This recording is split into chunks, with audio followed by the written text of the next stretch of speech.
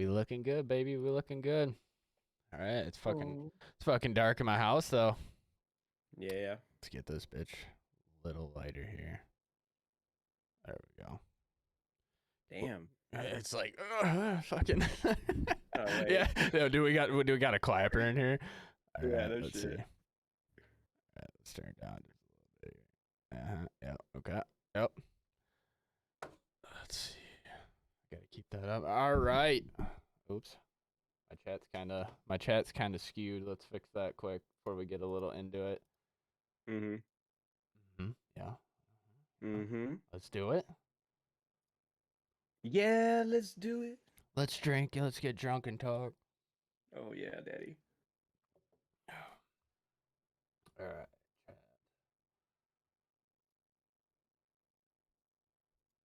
We want a white chat. Bear with us, chat. Bear with us. We're getting a little few technical difficulties worked out here.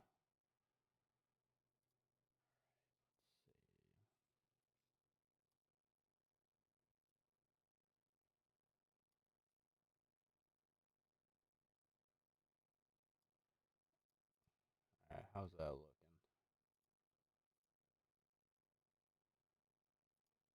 Type. All right. There we go. Beautiful. I like that.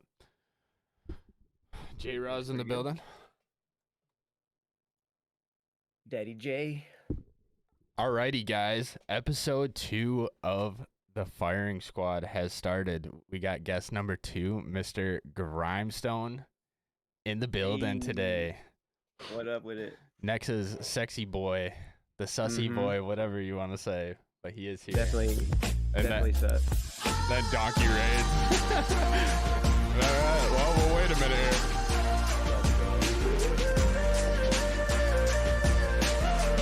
Sorry, the alerts are going off in my head, so I can't. Yo, Donkey, thank you for raiding. With party of 10 for Mr. Grimestone, that's on today. Let's go, baby. Ooh, Let's let's go. go. First off, Grime, I want to say, dude, it's. I think I kind of covered it with Shreds a little bit on how, um, we met through streaming. I think Shreds was the one that found you on TikTok, right? And then you two kind of started conversing, and the rest is history from there. So I want to say, man, it's been fun. You've really opened up that fun character side of me that I kind of lost touch with. I was always kind of just, like a super serious person, didn't really take a joke anymore. And, Yeah. I've always had that like little sus, side to me. I do it for fun. I don't do it to fuck with people or anything. I just find it funny. So it's been a blast, brother. It's been a blast. I do it for both reasons, for fun and to fuck with people. So Yeah, but it's yeah, it's been fun, man. I have a blast playing with you. I know we play a lot in the mornings and stuff. So hey, cheers to you, brother. Let's get hey into man, it. let's fucking do it, daddy. Fucking love you, man. I love you too, bro. Bullet manage in the chat. Drop those questions, baby. Let's go. So yeah, we're gonna face the firing squad today, so to speak. Feel free to ask any questions, whether it's for Grime, myself, the next community in general. A lot of people in chat can help you out too, but throw those questions out. Anything you want to know about Grime, we're gonna focus. He's the main course of the meal today, so to speak. So Oh yeah. have at him, baby. Um, so Grime, let's start off with a little bio about yourself, kind of like what Shreds did in the first Okay. episode. Where you're from, how old are you, what you do for a living. Start with that, and then kind of give us a little backstory of your life growing up, and some potential adversities or things that you've overcome in your life that kind of got you to where you are and the person that you are today. So if you Oh want yeah. to kind of give a little bit on that, go right ahead, man. Well, first of all, I just want to say thank you, Deuce, for having me on. Hell yeah, dude. I I love that first episode so fucking much. Dude, it So was I fun. was like, yes, let me in on that shit. But yeah, man, from a small town in Kansas, Right on. central Kansas, and grew up here my whole life. I was born in Florida, Oh, and right on. moved here when I was a toddler. Um, let's see, I got 6 sisters and 1 brother. Holy. Um, yeah, mommy and daddy did a lot of fucking. You're Um, outnumbered, man.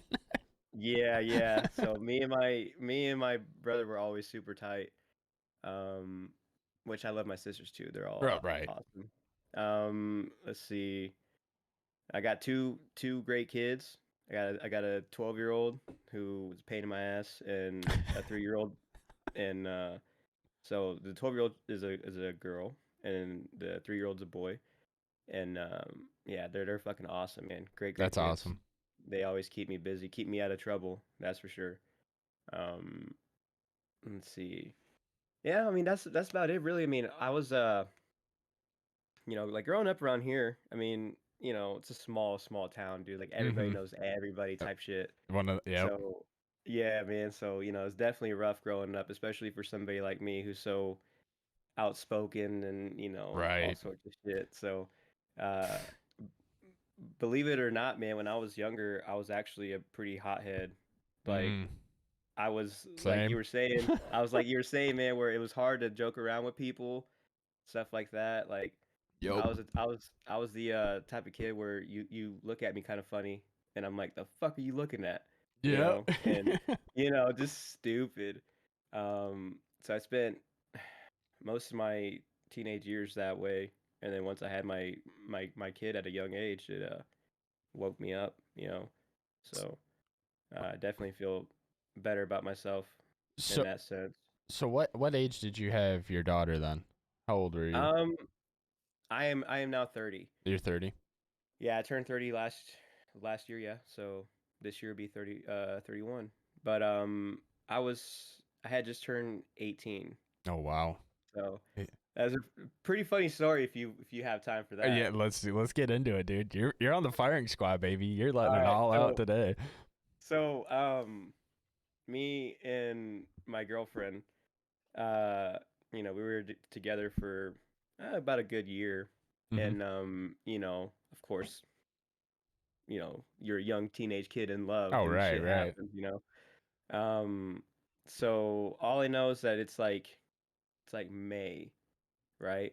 And she's got some, because me and her were both, basketball players, Okay. Yeah. and she had some physical to go to or some shit, and so she's getting her physical done, and the nurse lady, whatever, is like patting down on her belly, and she's like either you got a fucking tumor or you're pregnant, Oh wow, you know? really? And that's the thing, like, my girl at the time, she was, I mean, little, Mm-hmm. didn't show or nothing. So she went and got, of course, a doctor's appointment, and whatnot, found out she was pregnant. So she comes and tells me, like, hey, I'm pregnant. I'm like, fuck, I'm 17, 17 Yeah, at this dude. at this at this fucking point, right? Mm-hmm. So I'm like, all right. So first thing that I'm thinking is like, all right, get your shit together. Yep. You gotta man up. So I'm sitting there thinking like, all right. So I asked her. I said, how much time do we have? She says July. So I'm like, next year? Like dead ass asked her that, and she goes, no, what, No, like like, the next 2 months. And oh I'm my like, god. I'm like, no. I That's mean, she was tiny, tiny, did not show. But those next 2 months blew the fuck up, and hold, of course, history. hold up, Graham. Miss Jack Rad threw a nice little sound alert in there for us. Go ahead now. Oh. She's like, "Oops, I fucked up." You good, Jack? You good? but It's yeah, just your theme song. You got to play it when you come in. yeah, no shit. But yeah, man. So that was that fun story. But I mean, yeah, everything worked out somewhat. Um, we have, like I said, 2 awesome kids. So I'm very happy with how things worked out. That's awesome, man. You know, you hear a lot of dude, I'm one of them people too where I've always been I'm not afraid to have a kid. I don't especially, serving in the military and stuff like that. Like I just it's just not my thing to bring a child into this world right now. That's just my opinion. You know, a lot of people are totally different. It works out totally Oh yeah. fine. It's just kind of one of them like fears that I had in the back of my head to where I was like, man, and like with my work and stuff like that, I'm like, I don't know if I could be the father I want to be. So, dude, I respect that, man. You know, especially you jumping into it at a very young age. Yeah, That's that's exactly crazy. how I planned it out to be. I just Yeah, planned it out like that. yeah. You're like, yeah, fuck it. Let's just do it now and get it over with. Might as well. No, I mean, dude, I spend, which I'm sure everybody who's a parent up in here can understand and honestly feel the same way. You spend every day terrified, Mm-hmm. you know, terrified. Like, especially with my son. Like, is this motherfucker gonna hurt himself? Is he gonna do something worse?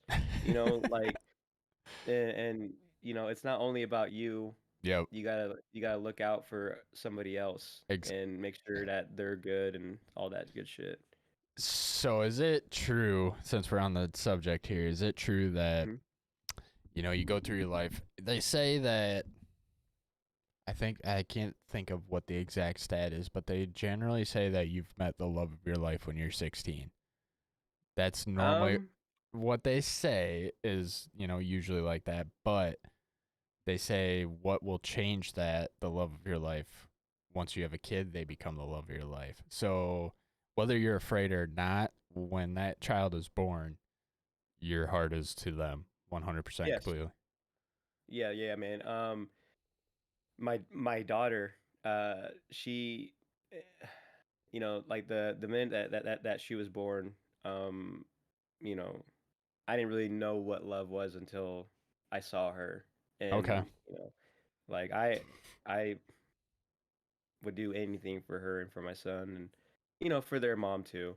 Right. Um, you know, uh, yeah, definitely, man. Having kids opens your eyes a lot, and you get to know and learn this whole new love. And you know, I'm so glad to be a part of that. But it's definitely scary. Definitely scary, bro. I spend I every fucking day just terrified. I can believe it, dude. You just, oh man, I couldn't imagine. So that being said, man, like, you gave a little synopsis of, having kids um growing up in that small town. I kind of grew up in a small town too. I won't say small, but you know, we're a town of 60,000, but Oh, nice. it's one of the good old boys type Yeah. deals, right? Like, our town was founded by Julian Dubuque, way back in the day, and it grew to like this Irish versus German culture, and it turned into, predominantly white, right? So predominantly Mm-hmm. white town, good old boys type deal. A lot of people are nice, but they're very racist Yeah. around here. So it's kind of one of them deals to where I don't know if you had to grow up. I guess what I'm trying to get at is that something you had to grow up with too? Is like, how was that? Because obviously you're Latino, right? So Oh yeah, you gotta check, gotta check. yeah. Um, but what was that like growing up in a small town? Being Yeah, yeah, yeah, for sure, for sure. There was a lot of that here. There's still is, it's everywhere, you yep, know. So people can say, "Oh, my hometown is great." None of that. No, there is everywhere. There's bad apples everywhere, bro. yep. Uh, so yeah, when I was a kid, like I said, I grew up fighting a lot. I got suspended from school a shit ton for beating up kids, man. And part of it was because I was a dickhead. That's main one. I was a dickhead, but the reason for that was because I had to defend myself so much every Yep. fucking day. Because one, I was a pretty big kid. Like I was the same height and size Mm-hmm. as like a fucking 12 or 13-year-old kid. So everybody always wanted to pick fights with me. They want, you want to Yeah. beat the biggest and the baddest dude Yep. on the block, whatever. So I always had to defend myself, and I had this bit of a reputation for a badass, which, um, in a way was, I mean, it was really bad, because I just felt I felt always like singled out, you know, Yeah. not just by kids but by parents, you know, Right. and teachers. And you know, I've had teachers tell me like, you're never gonna do shit with your life, you know, you're gonna end up in prison, Yep. all this and that. And you know, I thought that they were gonna be right. I. And Yep. but what's funny is like, I've never even been to jail. I've Nope. Me either. never done any of that. So, and it's funny because some of them have actually been to jail and shit like Yep. that. Yep. So, I I definitely turned out a lot better than what I expected and what a lot of people probably expected. Um, but yeah, man, racism is fucking real. It really, really is. 100%. And people who say it's not, or you know, they're just they don't understand. And especially people like around here, they want to act like if this place is so spectacular and miraculous and all that. But nah, man, there's Mhm. a lot of that shit going on. Yeah. And yeah, that's exactly how my hometown is. But I don't know how many people you got in your town. Roughly, I'm like a what? bit of a I'm a Ten? bit of a bot, so I want to say maybe over 30K. Oh, okay. So you're You know? about the half size of us. Yeah. So we're kind of the same thing, but like doubled up, right? But Mhm. I will say that there's good and bad to this, and this is kind of like what I want to get into with the firing squad. I want to get into this nitty gritty stuff once in a while. Yeah, we can have fun. You know, we're gonna chat. We're gonna have a bunch of laughs. We're gonna have Oh the yeah. conversations that we normally do when we're playing. But I want to see what it was like for you growing up in different environments versus me, these other people in chat. Um, and it's kind of funny because everybody will look at me and they'll be like, you're white. You're white. You've never had to. This is the number one conversation that drives me nuts. They're like, you're white. You've never faced any adversity in your life. Yeah. And it's like, you're wrong. You're 100% wrong. And this goes for everybody in chat. Racism is an always street. It's Mhm. a fucking roundabout, man. It doesn't Oh, for matter. sure. It doesn't For matter if sure. you're white, black, Latino, Asian. Doesn't matter. It's there. I choose to personally handle it a different way. I'm sure you kind of do the same way. Like you just kind of laugh it off, man. Like if somebody's like that, because I can personally say that my hometown is we're very conservative, right? Like Right. it's a very conservative town, but for whatever reason, we try to be liberal, right? Like the town tries to put on this liberal vibe, and I'm not saying that's good Mhm. or bad in any way, shape, or form. I'm just saying that's what they do. And Yeah, yeah. your beliefs are your beliefs, and chat's beliefs, that's your guys' beliefs. That's fine. But I will personally say that my hometown, we're 3 hours from Chicago. Oh We yeah, yeah. we are a safe haven town for folks coming from Chicago, and they did that to try to boost the ethnicity in the area, which is great. I'm all for that, man. Try to get people out of that Chicago shit style because people can be like, hey, these people are shitbags. And it's like, well, yeah, Yeah. they grew up on the south side of Chicago, man. Like, they didn't really have a choice. Their leadership failed them. Their mayors, their congressmen and women failed them. It's not because of their race. They were Right, failed, right. you know. But we do get this kind of going back to the reputation of our town. We get these people in, and they're obviously African American, and that creates a hostility not only from the town folk in Dubuque, but the people coming in from Chicago. Like Yeah. I cannot personally tell you how many times I've been called a cracker just for being white. But it's like Yeah. Yeah. Yeah. so it kind of goes all ways, and like I said, it's a roundabout, man. It goes all ways, and I just kind of wanted to bring that up because it is a topic that drives me nuts when people think that it's a white person's fault or whatever. And dude, don't get me wrong. Like, I got Native American in me. You want to talk about people that got fucked? Yeah, yeah, yeah. No, no shit. No shit. So it's like, Exactly. but people just need to, like Denzel Washington, man, just said, and Morgan Freeman, just stop talking about it, stop bringing it up. And in today's world, it's Yeah. like this thing where everybody has to put on this front of I'm better than you, so I'm gonna bring up my whole people's problem, my problems and people's problems, and people I feel like just don't understand or have appreciation for a simple way of life anymore at all. Just mind your own business, do what you got to do, and have fun. Because I'm sure, based on what you've told me and getting to know you, you made the best out of those situations. You weren't one that went crying and said that the world owes me something. You made something of yourself. Yeah, You know, yeah, it definitely was a climb. And honestly, I don't know where I would be without my kids, you know?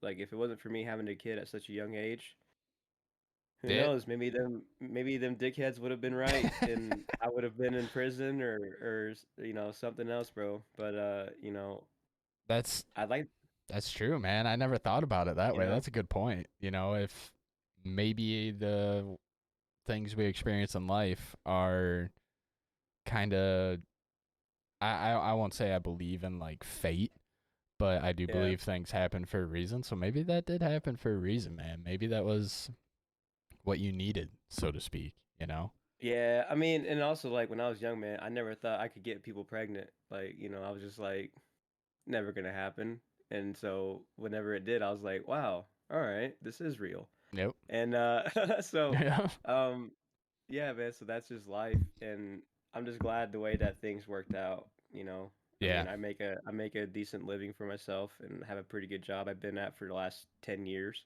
And you know, um, climb my way up from that. I started as just a fucking basic operator who didn't know dick, and I honestly still don't know dick, but I'm pretty good at what I do. Like Yeah.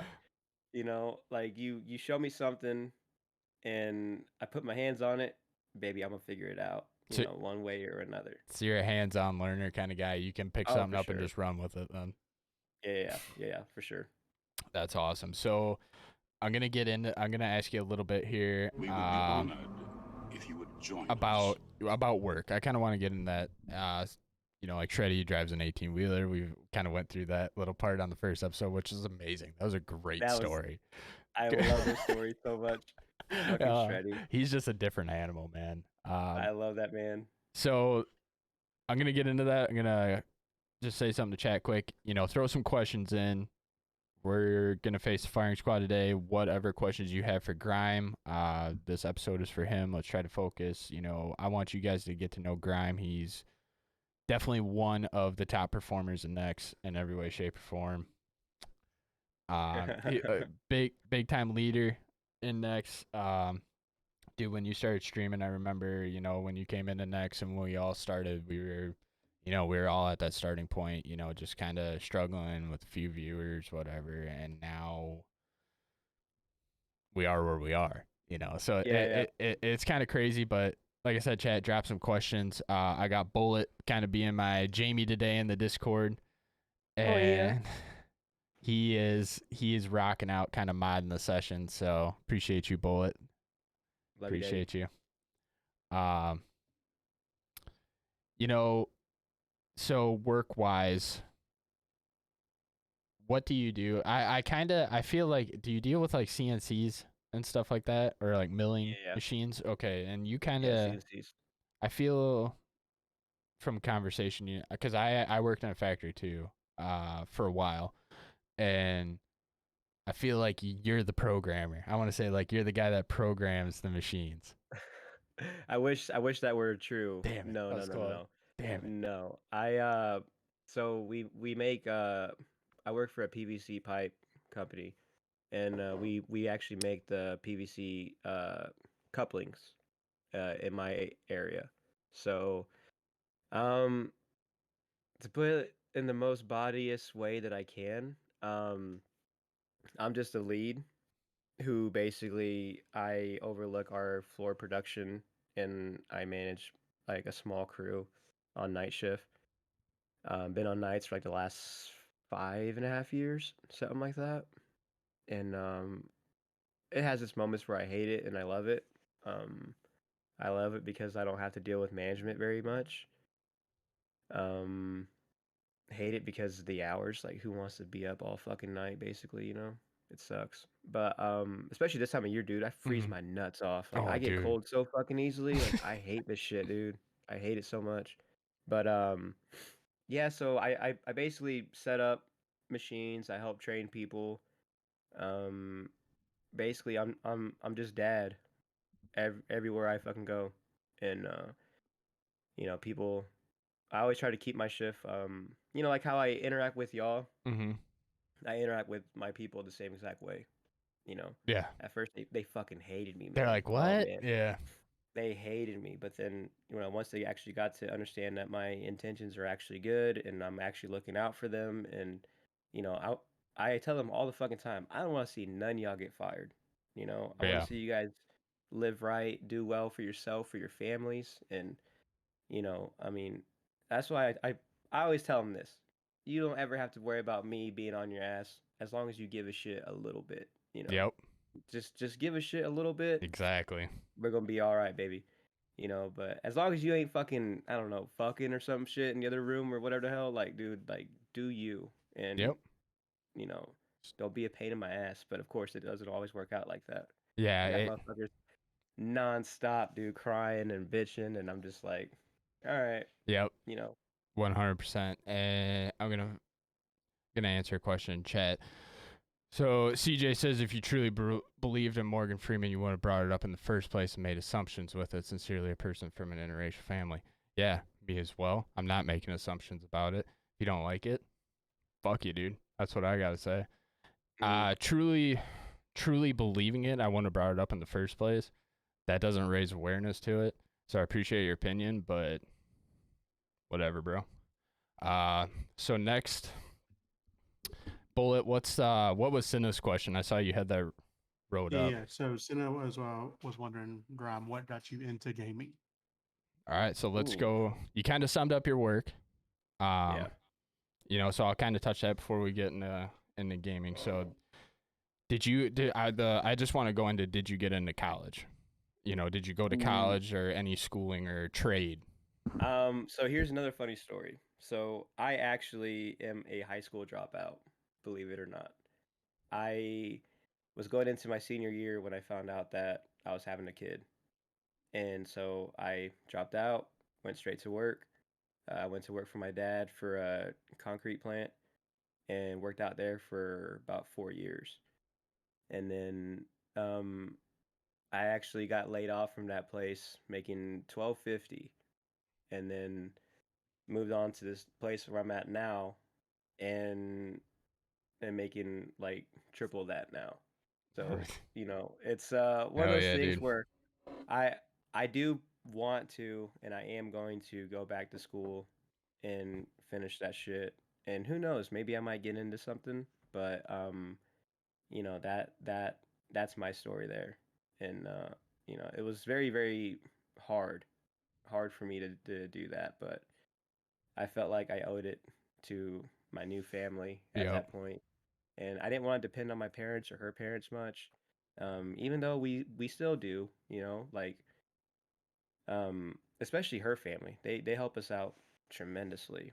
When it comes to watching the kids, or if we ever need anything. But my whole life, I've always been that type of person where I don't really like asking for help, Yep. Same. and I just want to try to take care of my own on my own, you Yep. know.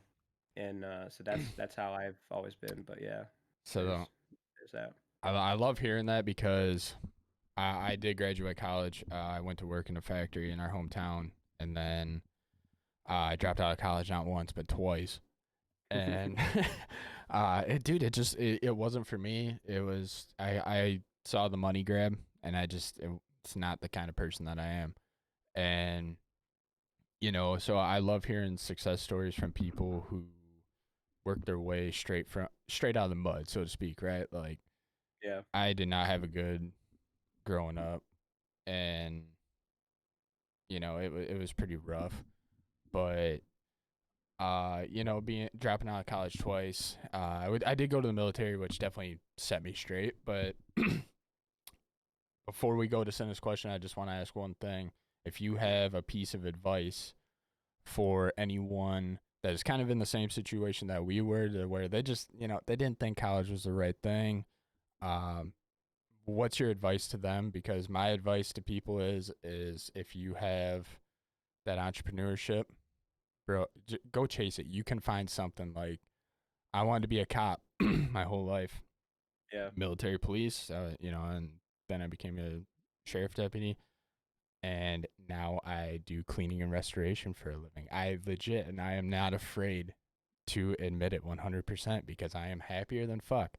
I clean shit off of fucking toilets for a living. That's what I do. Mm-hmm. No college, no nothing. Happiest I've ever been.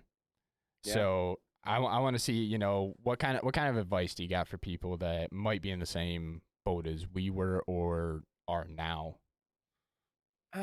See, my thing whenever it comes to people, I always tell people, man, like, I have a lot of friends or even family who, they're stuck in a spot where they can't find where they want to be in life. And I mean, you just got to take chances. Yep. And you never know where you might end up. Like myself. I was laid off by my own uncle at my old job. Wow. And, it's not something that I think he wanted to No. do, No. but it's something that had to be done, I guess. And they offered me that job back before I went out because I was unemployed for like 4 months, and they offered me that job back. I was super close to doing it, but then I was like, dude, that work sucks. It was hard, Yeah, dude. you know. It's I'm a rough. little I'm a little spoiled bitch. Like Like, look at these hands. They're soft and Just nice all and sorts of buttery shit. smooth. Yeah, baby, Yeah, dude. like I was getting dirty and fucked up, almost dying and shit. Like it was bad. So I went a whole different direction where it was a factory job and it was comfortable and the Yep. pay wasn't that bad. And at the time, they were actually hiring people who didn't have any high school diplomas or anything. And so I went out there, got hired on. Literally 2 months later, they sold the company and they now require you to be, you know, a high school diploma or a GED Right. or some Yeah. shit. And I grandfathered in, and I make pretty good for myself now, Yeah. Hell yeah, you dude. know. And so that's why like I have a lot of friends, man, and they're always like, "Yo, man, let's go smoke this shit, do this and that, whatever."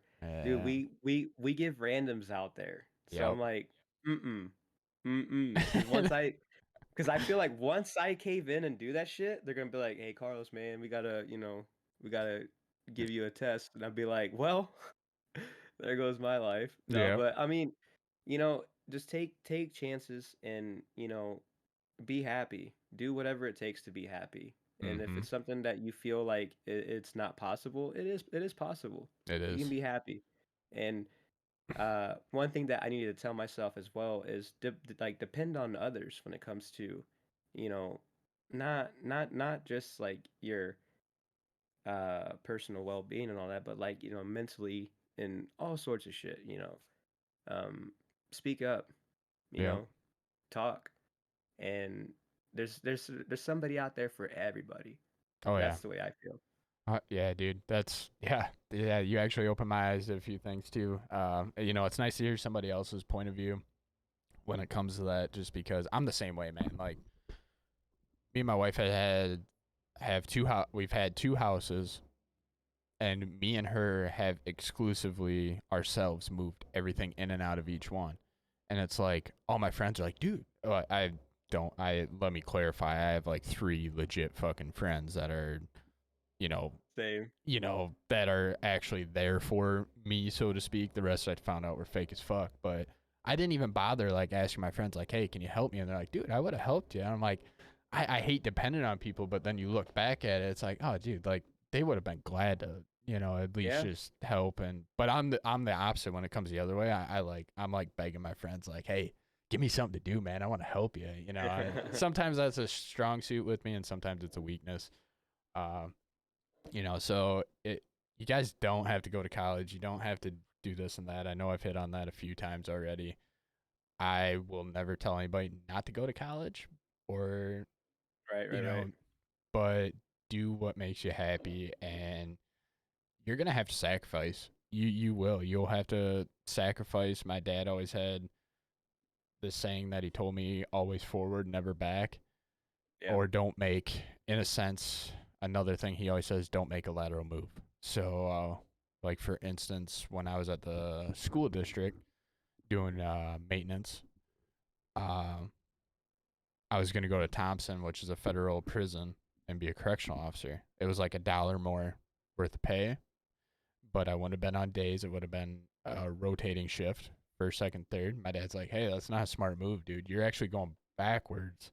Yeah. And just something to think about. Like, you might think the grass is greener on the other side, but evaluate your situation. So, you know, that's how I feel about it. So it's kind of cool, man. You know, now that we're actually talking, I'm like, dude, Grimes kind of like exactly how I was, man. You know, and I am. So it's kind of cool to see. Oh yeah. So Bullet, what was Senna's question? We'll hop into that now. So we had one question from Senna said, "What got you into gaming, Grime?" And then Shrez has also asked, "What got him into Call of Duty?" And then Jack Red asked, "When you are going to marry her?" All right, we got to save question number 3 for a little Okay. bit longer discussion, but let's do 1 and 2. So how'd you get into gaming, and 2, what got you into Call of Duty? That's a good continuing question right there. Very, very good. So I was actually a toddler.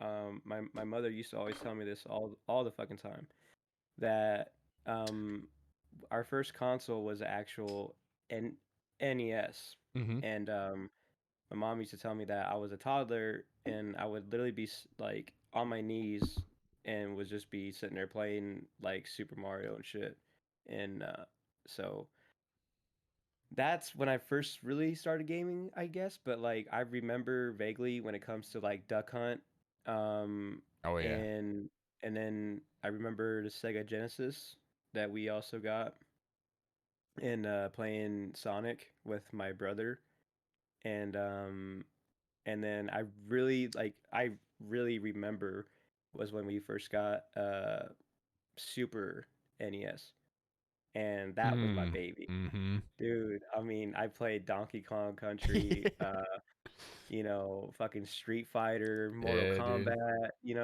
Kombat, those were my first loves, man. And me and my brother, it's funny, like, 'cause we're like almost 10 years apart, and me and my brother used to sleep together, and I remember he would keep me up late as fuck Just to play a game. play just to play Donkey Kong, man. I'd be Mm. passing out with the sticks in That- my hands. And he would fucking nudge me to wake me up so I could keep playing with him and shit. And I remember I'm just like, all over the place and shit. That's fucking Um, funny, dude. so that's where I first found my love in gaming. And then I also had I have an uncle, my mom's brother, and he's got like some special needs. Okay. And this motherfucker had every game you could ever think of.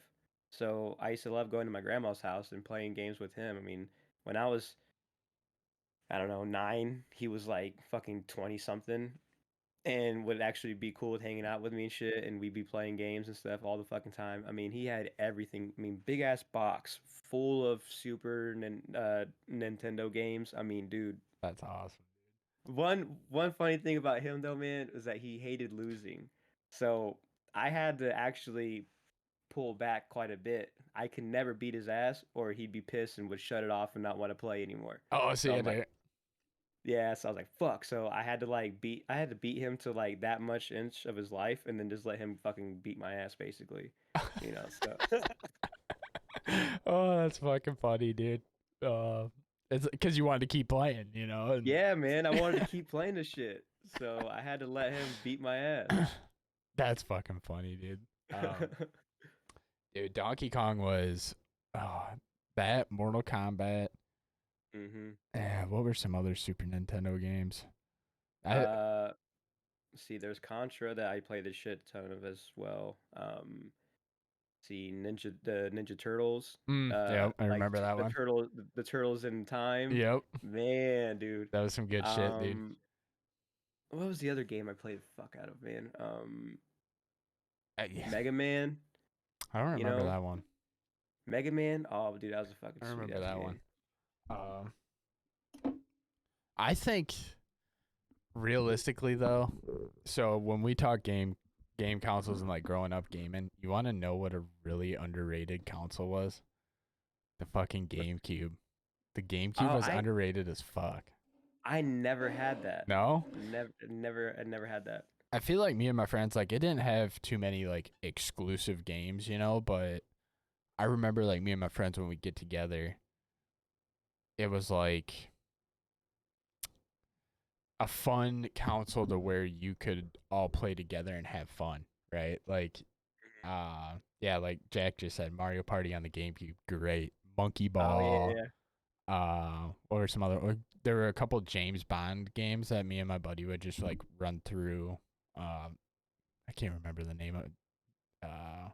But it had like a mission where you had to like drive a rally car, and I remember we just play that mission over and over and over again because we're like, yeah, this is cool. We can just like drift around shit and whatever. It was fun, man. I think that was underrated, but Yeah, of course Smash on GameCube was lit too. Butter said, yeah, fuck yeah, it was. we always got to go back to the fucking the Nintendo 64 Yeah. GoldenEye. You know that, Oh yeah. man. When you wanna talk about being a young kid not showering for days and just playing the shit out of that, dude. I used to probably. I mean, I don't even know how my parents put up with me. I probably smelled like straight asshole, and just play the fuck out of that. I mean, man, I love that game so fucking much. Dude, I always played as Odd Job because he was so tiny that he was super hard to shoot. My cousins would get so fucking pissed, dude. Oh, 64 controllers were scattered. I mean, scattered.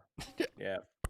Gronk spiked Dude, them. dude, those fucking controllers were lit.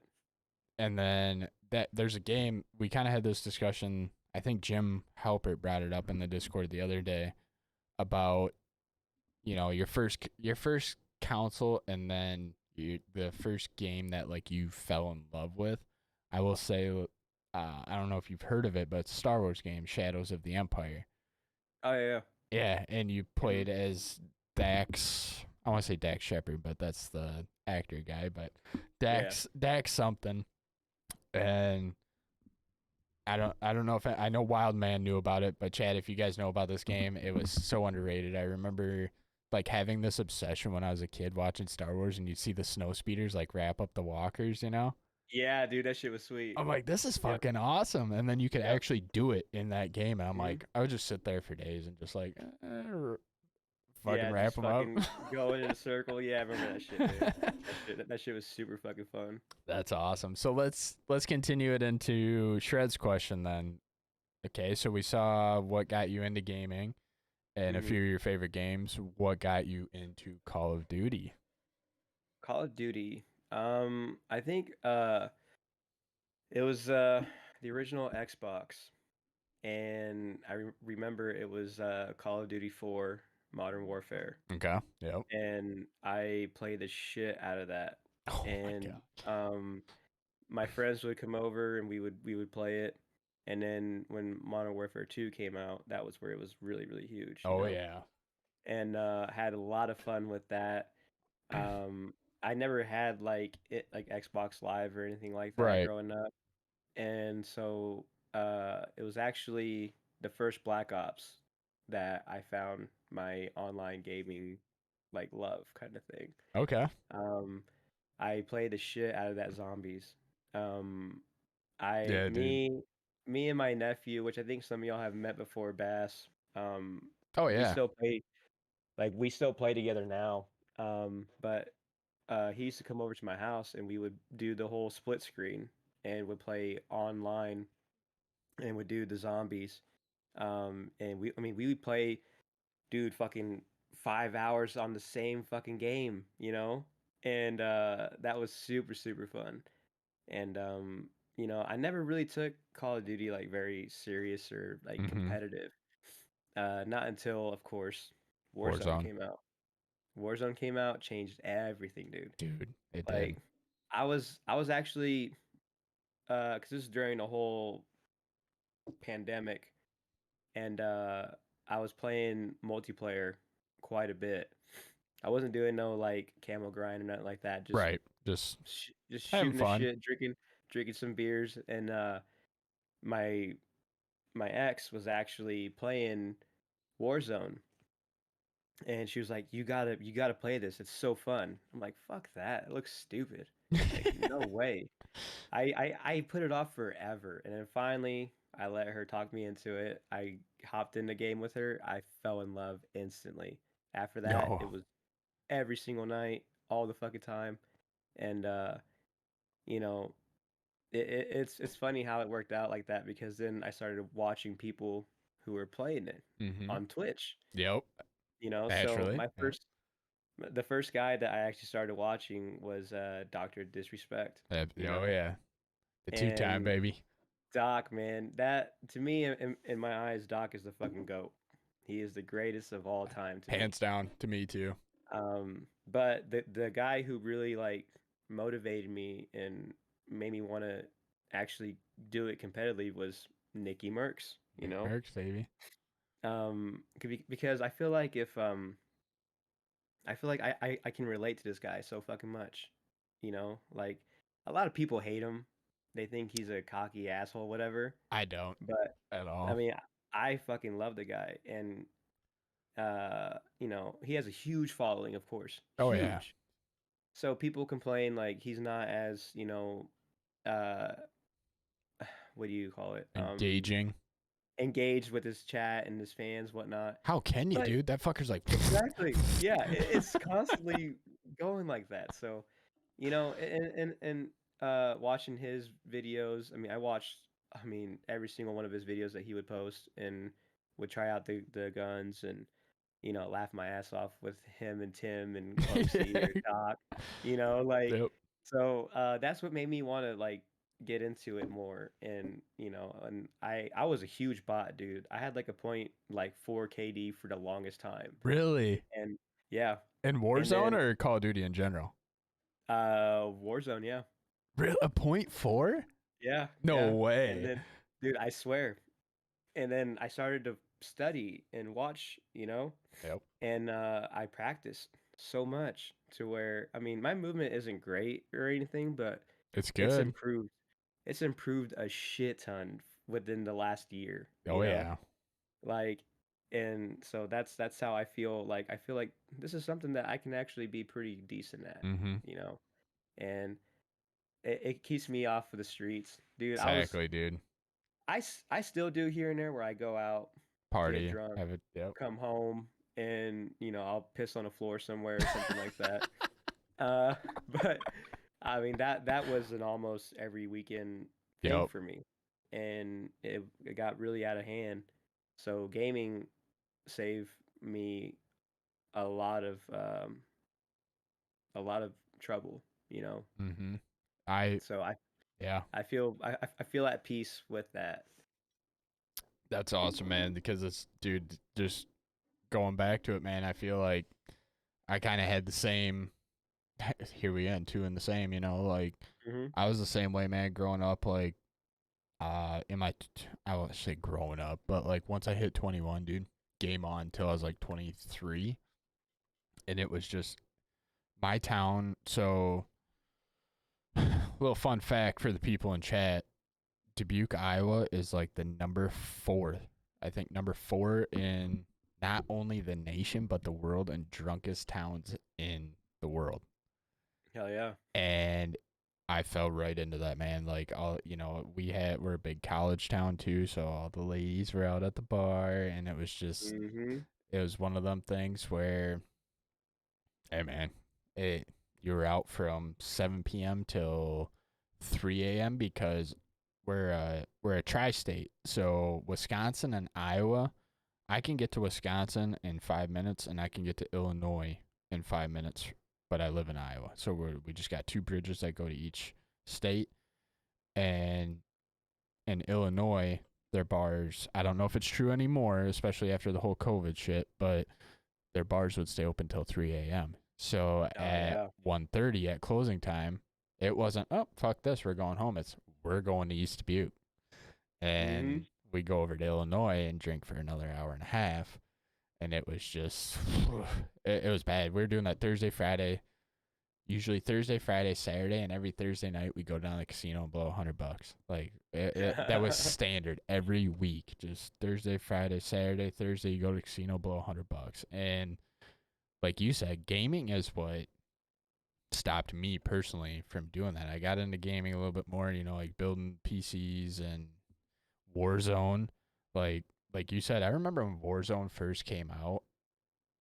Dude, there was none of the slide canceling and the whole movement game. There was nothing. It was take cover, fire, suppress fire, cover your buddy, We were and all bots. yeah, everybody was a bot. Yeah. Nobody, you know. It was actually kind of fun. I remember like a way to get out of situations when I first started playing with my buddies nightly was I ran smoke grenades. Oh, I got us out of some crazy situations with smoke grenades. Now it's like, okay, well, I could have, now playing, it's like I could have slide canceled my way out of that easily and the dude would never have hit me. It's crazy how the game's developed. Now, I will say that does kind of drive me nuts sometimes in a sense, but it also bettered me from meeting you guys, like playing with Just Be GOU, Shreds, you know, a lot of people in Next. If I didn't mention your name, like, don't get offended. Y'all are fucking savages. But Sexy savages. dude, it changed, man. Like I remember Just Be like hit me up on TikTok and was like, yo, man, you know, format your TikToks like this. That way it takes up the whole screen or whatever, you know, and that kind of helped me with editing a little bit. And that's how we got connected.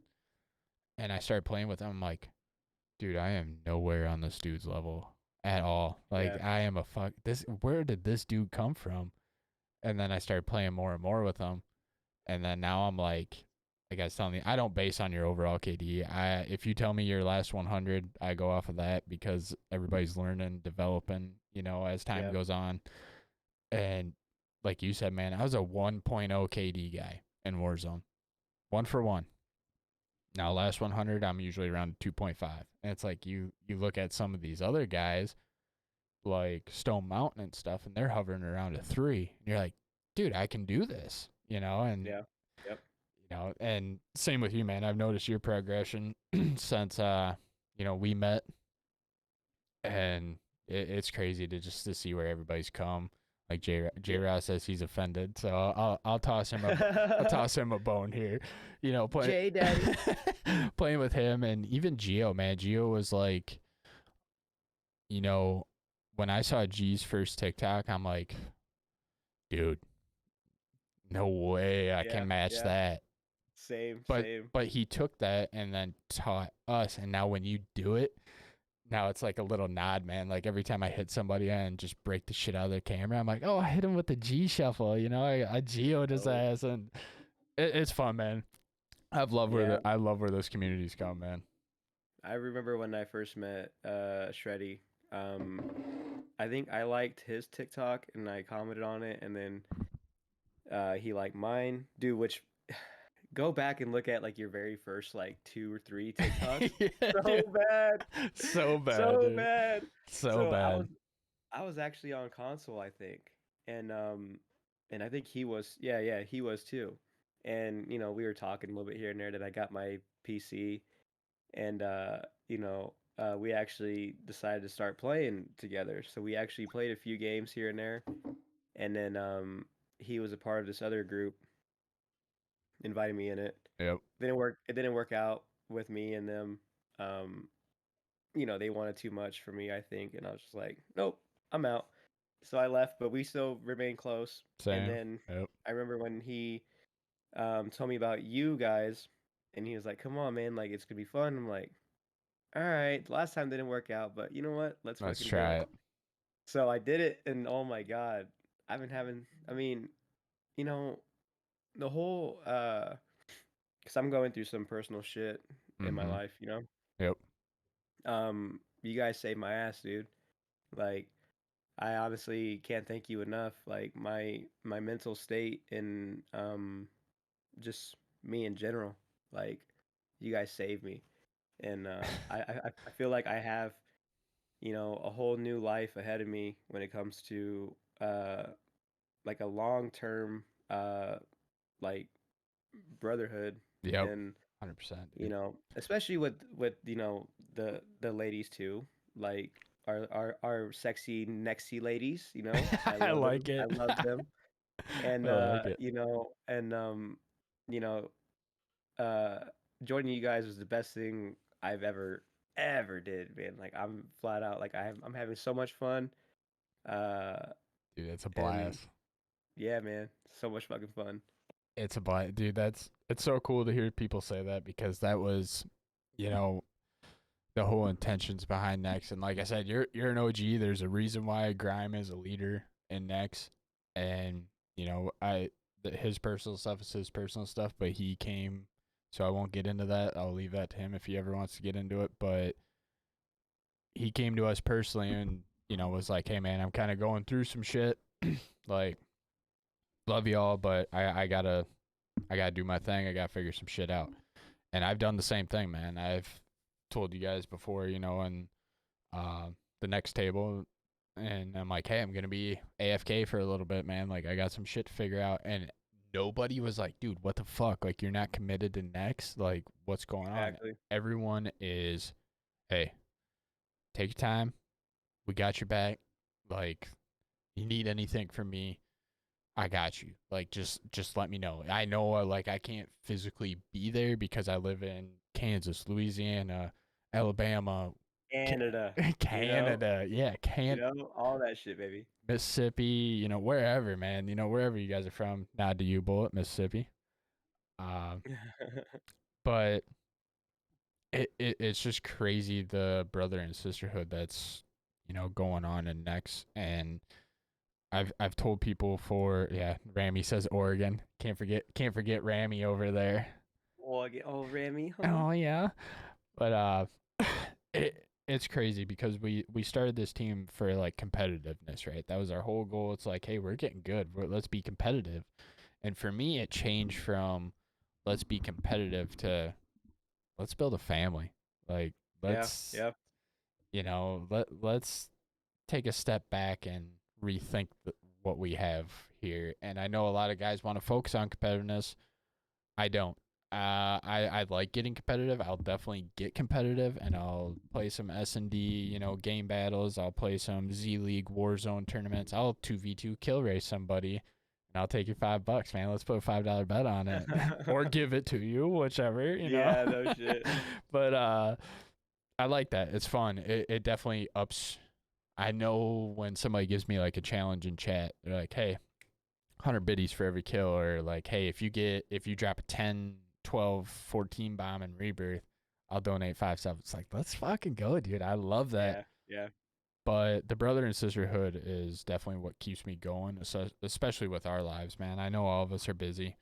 We got shit going on, but it's definitely become my family, especially realizing that a lot of my true friends are fake as fuck, and like cutting them out of my life. Jack, thanks for the 100 biddies. Appreciate it. I gotta wait for the Mexican hat dance to subside here. Let me go get my fucking hat. I'm buying a sombrero for it, dude. I have a pretty cool cowboy hat that my dad gave me. I think I wore it once on stream. You did. Yeah. It's amazing. But yeah, like I was saying, man, I don't want to keep rambling on about it, but Team NEX, man, is just, it's a different vibe. Like you said, there's a different community that I met a bunch of people through as well, and that it didn't work out for me. Whatever, I went my own way, and that's not a knock on them. I'm not gonna say who they are. That's not a knock on them. True that. I love a lot of people over there, and Same. I'll just leave it at it didn't work out. It's one of them deals, but they are awesome people as well, and I built a lot of friendships over there as well, and I can't thank a lot of them enough, as well, for kind of kickstarting, so to speak, where we're at today, where I'm at Oh today, yeah. and it's a good vibe. I have fun, and I've come to understand, like, dude, like when I was younger, shit like that uh would have drove me nuts. Like I would have been out for blood. And now I'm just Hmm. like, dude, like some people just don't mesh. Like you guys can be friends, but you can't be in like everyday fucking swagger Yeah. together. It's just one of them things. And here we are today in Team NEX, and I think what makes Team NEX better than a lot of other Discords, and like I said, not a knock to any other fucking Discord, but we are essentially handpicked, so to speak, right? Like you see these people come into Next, it's so and so's that they met through gaming, that they game with, that they're gaming with now, and like this person's got chill vibes. It's it's definitely like a hand-picked crew. So I feel like that natural mesh is just there, where a lot of other discords, like there's this other discord that I was in, so to speak, a long time ago, and they would just like they wanted everybody in, you know, and it was like, okay, that's good in theory, but when you vet these people, what are they here for? We have vetted Next, and we know what we're all here for. It's like if you don't participate, you're out, man. Like, and participation, like I'll use Mystic for an example. Mystic, Right. not in Discord whatsoever, and that's The fine. fucking ghost. That's fine. Yeah, you fucking ghost. What are you doing? But he plays with everybody all the time. He's in your stream all the Yep. Yep. time, Yep. showing support, showing love, just even asking you how your day was. It's amazing, man. It doesn't mean that, when you come in the next, we're like, hey, you got to post in Discord every day. Nah, man, you can Yeah. support. Like Doinks' ladies in there, and Doink Hmm. in there now, and she said the same thing right off the bat. She's like, hey, I don't play, but I'll support y'all, Yep. and Yep. she Yep. has, and I think that's cool. So that's all I got to say about that. It kind of hits a Oh, place in my heart where I got to like ramble on a little bit about it. I have a question for Grime. Go ahead. yes, Go, yes, bullet. Daddy. Grime, what is your future plans for next? Like, where do you want us to be in, That's a let's good just say, one. 5 years or so? Oh, okay. Well, excellent question there, Bullet. Let's see. He's like, fuck. Now I So gotta think. now I gotta think now. But honestly, I see us growing more in size, and you know, I see us being more competitive, of course, and I most definitely am going to be a part of that. And I just feel like this is a real good place. Like I was gonna say, like just the other day I took 2 days off or so from streaming because I was super sick. I'm Yep. still kind of sick, but I'm feeling better. And I had people DMing me left and Where are you right. at? What's going on? Are you all right? Hello. That's awesome. And and I fucking love that. And it's like anywhere else you could fucking be MIA for a week and nobody would really bat an eye. But we are so tight and so close with each other that, we check up on each other like that. And um I feel like we do have a great core Mm-hmm. and leadership. We're just I mean, boys, girls, we're looking good. We are. We are fun. We are sexy. We kick ass. And everything that we fucking do, we support each other. Yep. And so people who may watch this now or later, like that's something that you want to be a part of. Mm-hmm. You know, you want people who will fucking love you and have your back and support you. And not just in COD. Fuck, dude, you could play Tetris or some shit and I'll fucking as long as you're having fun and vibing, I will fucking do the same with you, you know? Like that's who we are. Yep. And you know, I definitely see us going a lot. Like we're gonna be big because of the fact that we're actually people, you know? Yes. We all have a fucking heart and it's set on this team. Mm-hmm. It's And real and authentic is how I Yeah, yeah, yeah. describe it. It's authentic. It's not fake support. You know. No, no, no, not at all. And that's what I love about it is that like I've been a part of not just with Shreddy or with you guys, whatever, but with like I've been a part of this other group too, and they were real big. Like you gotta do this, you gotta do that, before we even think about fucking with you kind of thing. And like I brought you know Rammy and Butters on, Oh and yeah. Fucking. Rammy, he's one of the like part of leadership and shit Yep. now, you know? And you guys didn't fucking question him or bat an eye, you know? Like you guys said, "Hey, he's cool with Grime, he's cool with us." Yep. 100%. That's how it needs to be, and that's how it fucking is. So, as long as we keep that same mentality and respect and love for each other, dude, we can do. I mean, sky's the fucking limit. Yeah, exactly. I think if we keep people like that in our Discord, like you said, I'll just hit on Rammy and Butters because you brought them in. Um, no questions asked. Like if you're a homie of the homies, you're in.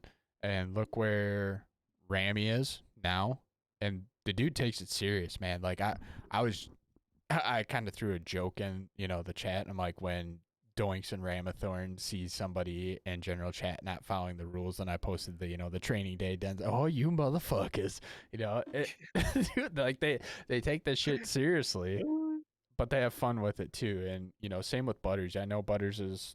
Speaking of Butters, there he is, right there. He says, "I'm gonna kiss this motherfucker." He's gonna Ooh, kiss you. daddy.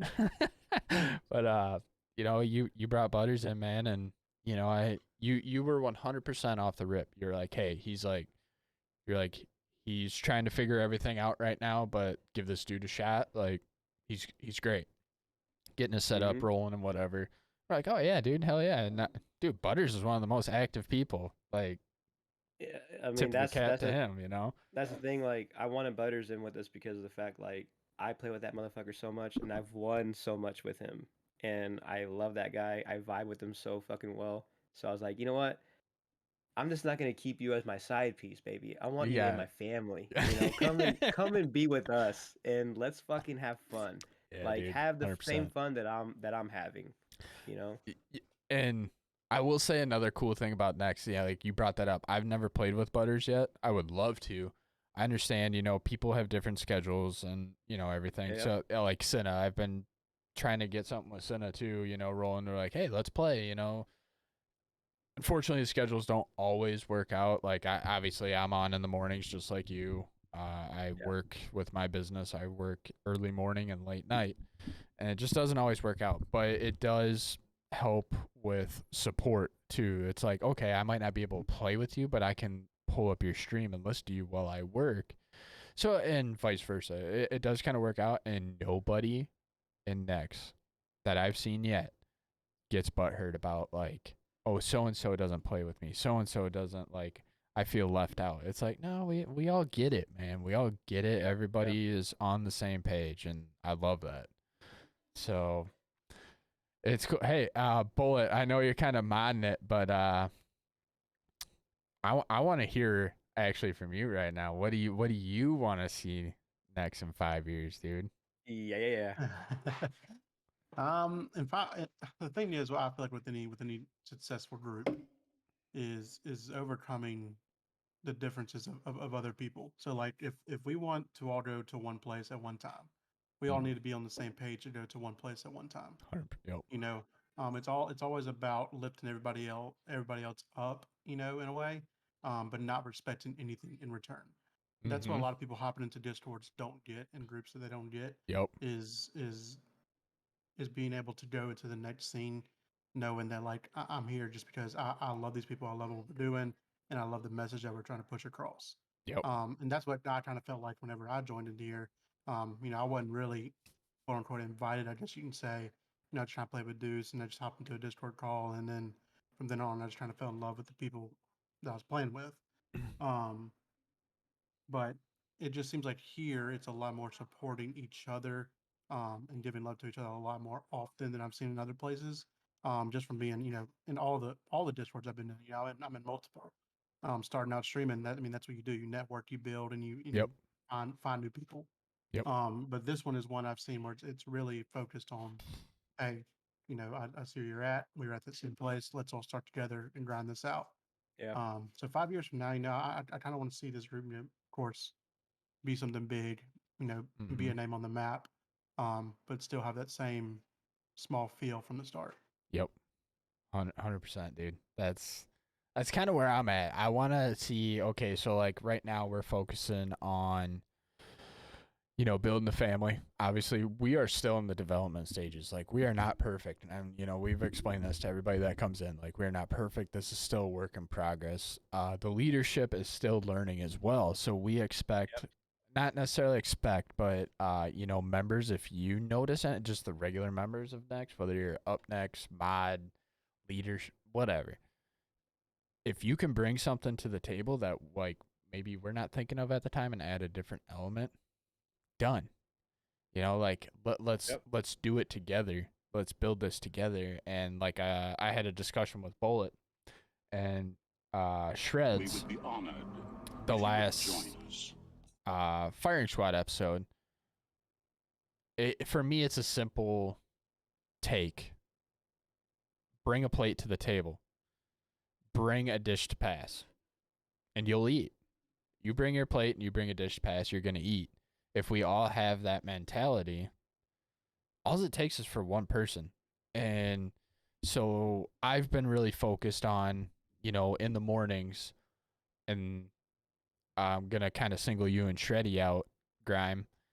You guys have this element of entertainment that I can see personally from my eyes that I'm like, dude, there's something special here, right? And so like Shreddy, for example, just his energy is unmatched. Like I said, I said that the last stream too, unfucking matched. So he made me a mod of his stream, and it's like I'm gonna take that shit seriously. Like if you made me a mod, I am going to come in there and mod the fuck for you to help you succeed. And all it takes is one. It doesn't matter if it's Bullet, Grime, me, Shreddy, whoever. Somebody blows up, we can all blow up. Now we gotta all keep that same mentality. Obviously, it's not gonna be like, okay, let's say, but Deuce, like let's say I blow up. Like you can bet 100%. I'm bringing that dish to pass to everybody at dinner time, right? Like, hey, dude, I blew up. Now, how do I get you guys on that level, right? That same level that I just saw.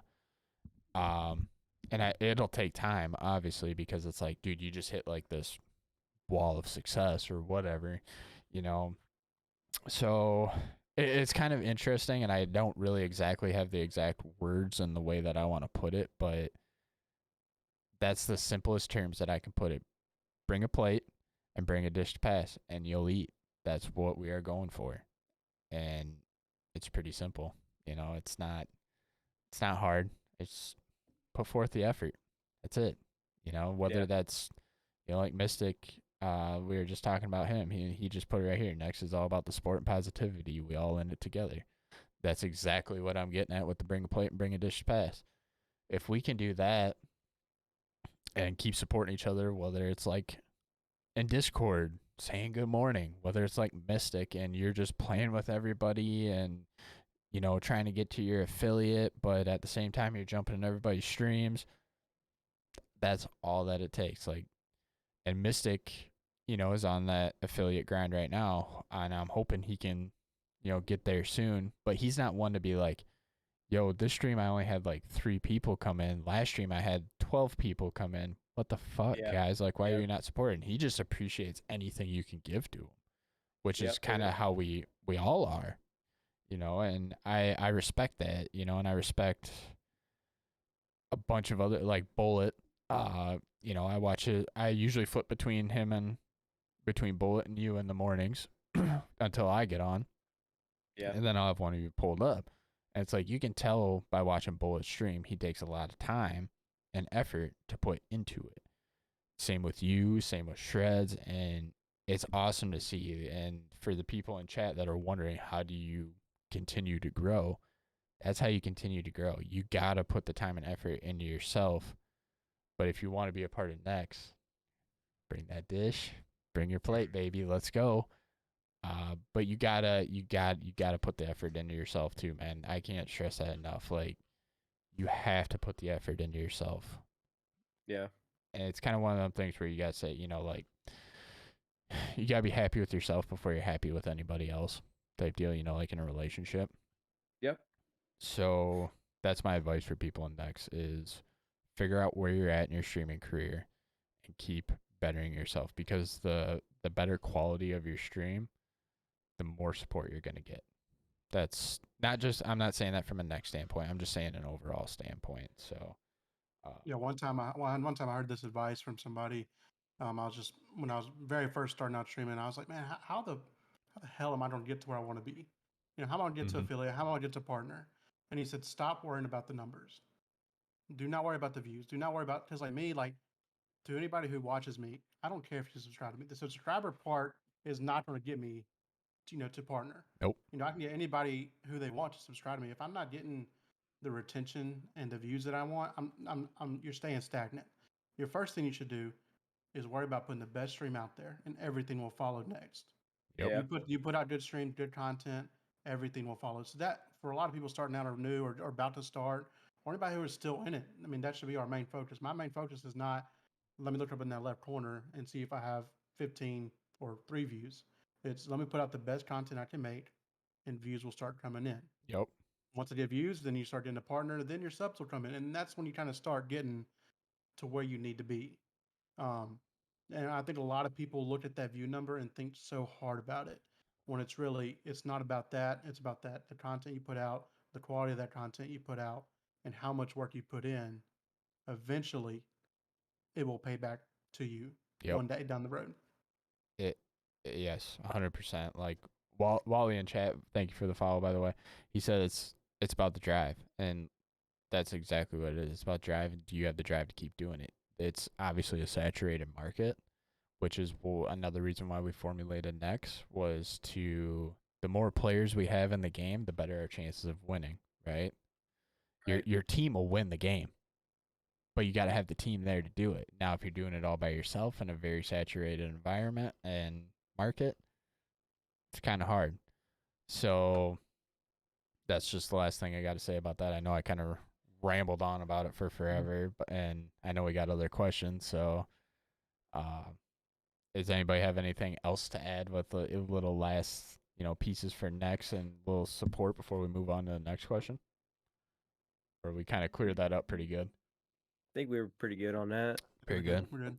All right, Bullet. What do we got, baby? Any other questions rolling in? There's always a question about Jack getting Oh married yeah, to Graham. there you go, Graham. Why don't you? I mean, let me get this divorce taken care of, baby, then we can talk,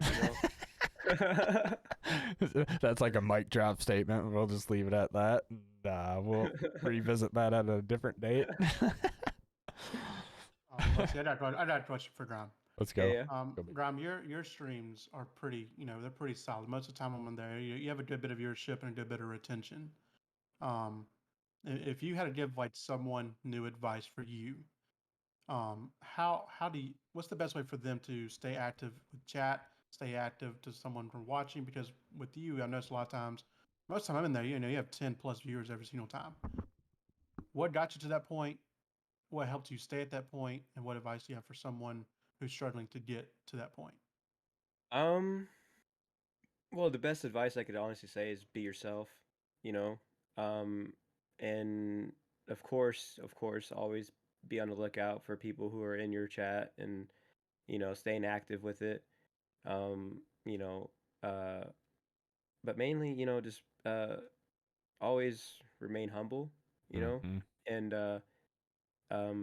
most of the time, like, you guys are always in there and shit. We have some fun conversations. We have some serious ones and shit like that. People have been in my chat where, I had some family drama and shit go down, and so it's kind of like a reality show if you actually think about it. Yeah. And it's like a bit of you showing off your life and and also gaming. Like that's what's so fun like about it. Like, when I was a kid, I always wanted to do talk radio, Yeah. Dude. you know. But my thing is that I have a pretty bad stutter at times, and so I never really got into it like that. But this is my way of kind of giving back and like fulfilling that dream or somewhat. So I've always been a people person to where I don't like I love to engage with people and talk and have fun, um, and the whole uh sexy boy thing, like it's just what it is. We are some good looking people up in here. I mean, I have yet to see one ugly ass motherfucker. I swear to God. Like, I'm just being honest. Every single one of y'all I want to give a big old kiss to. Um, so you just got to be fun, and stay active. And of course, like Deuce was saying, make your shit look nice. If you can. Of course, you know, showing yourself. That's a big thing. Mm-hmm. Show people who you truly are. Face cam. Um, 100%. face, yes, Need face it. cam, ass cam Ass if you cam. can. 100%. I'd be in on that.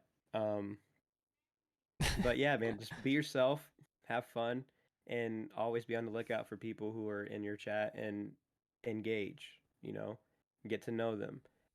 Uh, you know, show show them that you are truly not just focused on your game, but on them.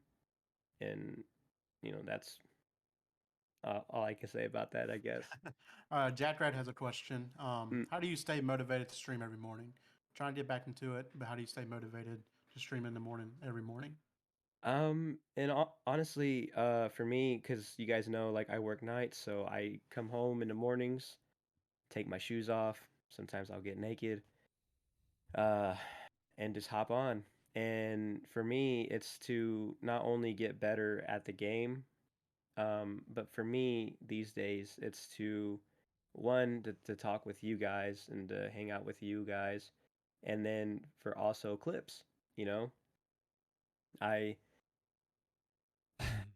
I enjoy like Deuce was saying the whole the G shuffle and all that shit. Like I love hitting some cool shit. So of course I want to get clips off of it, and for me, that's it. All comes from streaming basically, and I'm not any editor or anything like that, but I do enjoy hitting some cool shit, and um I I enjoy the game.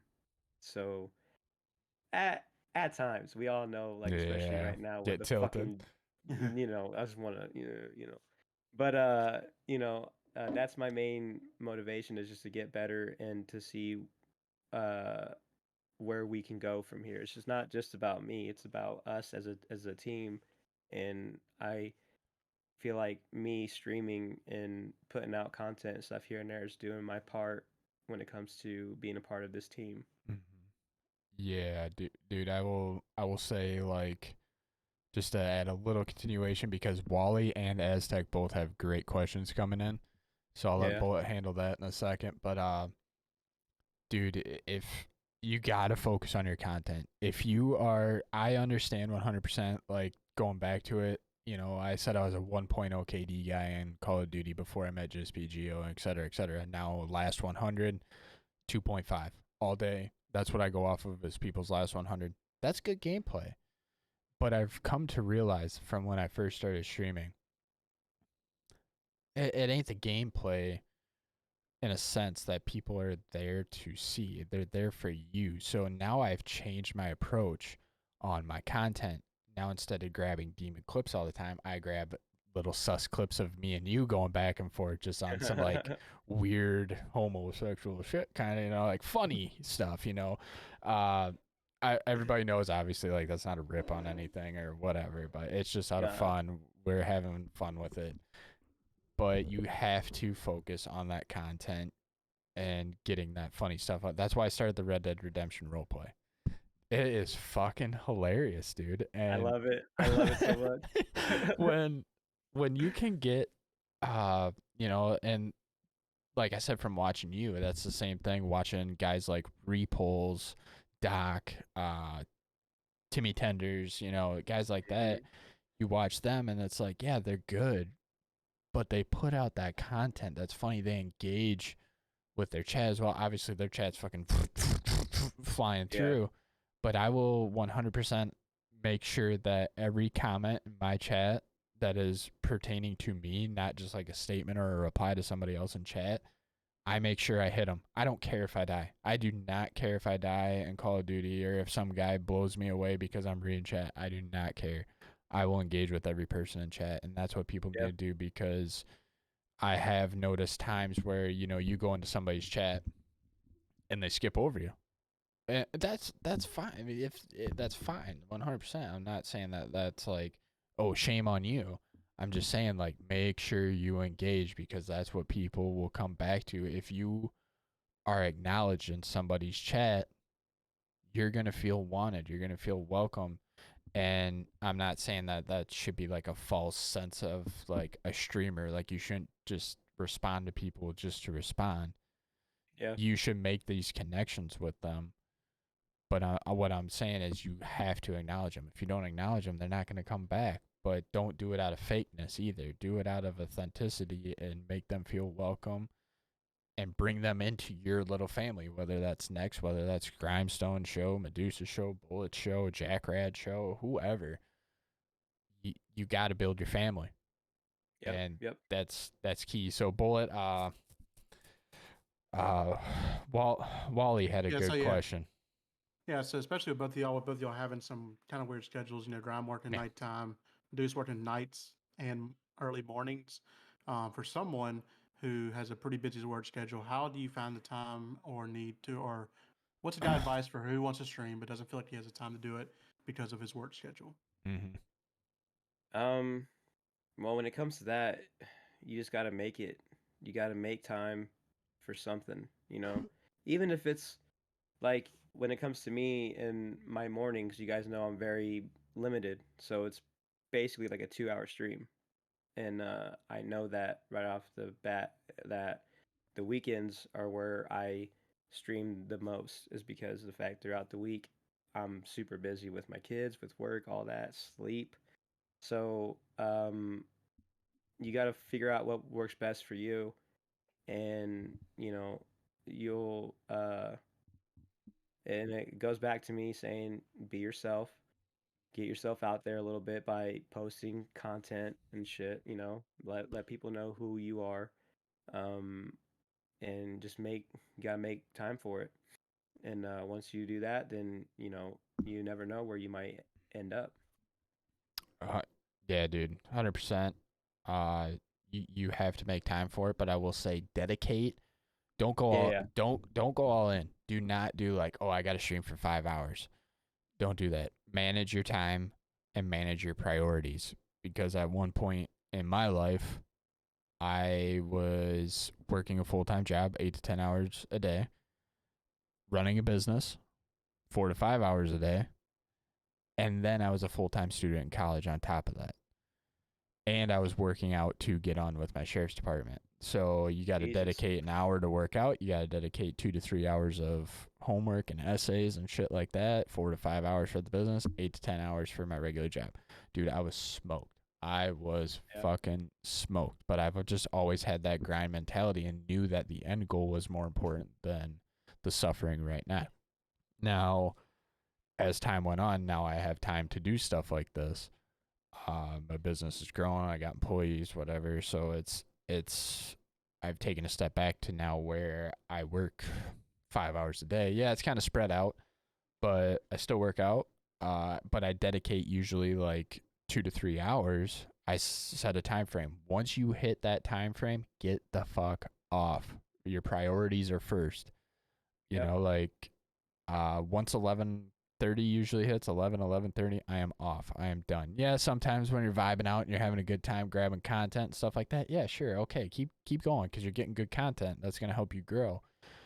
But your priorities come first. Set a time limit, Wally. So if you're trying to get into the streaming and you're busier than fuck, set an hour aside every Tuesday, Thursday and pop on for an hour. Just that hour in a set schedule will help you out tremendously. I thought I needed to stream every day.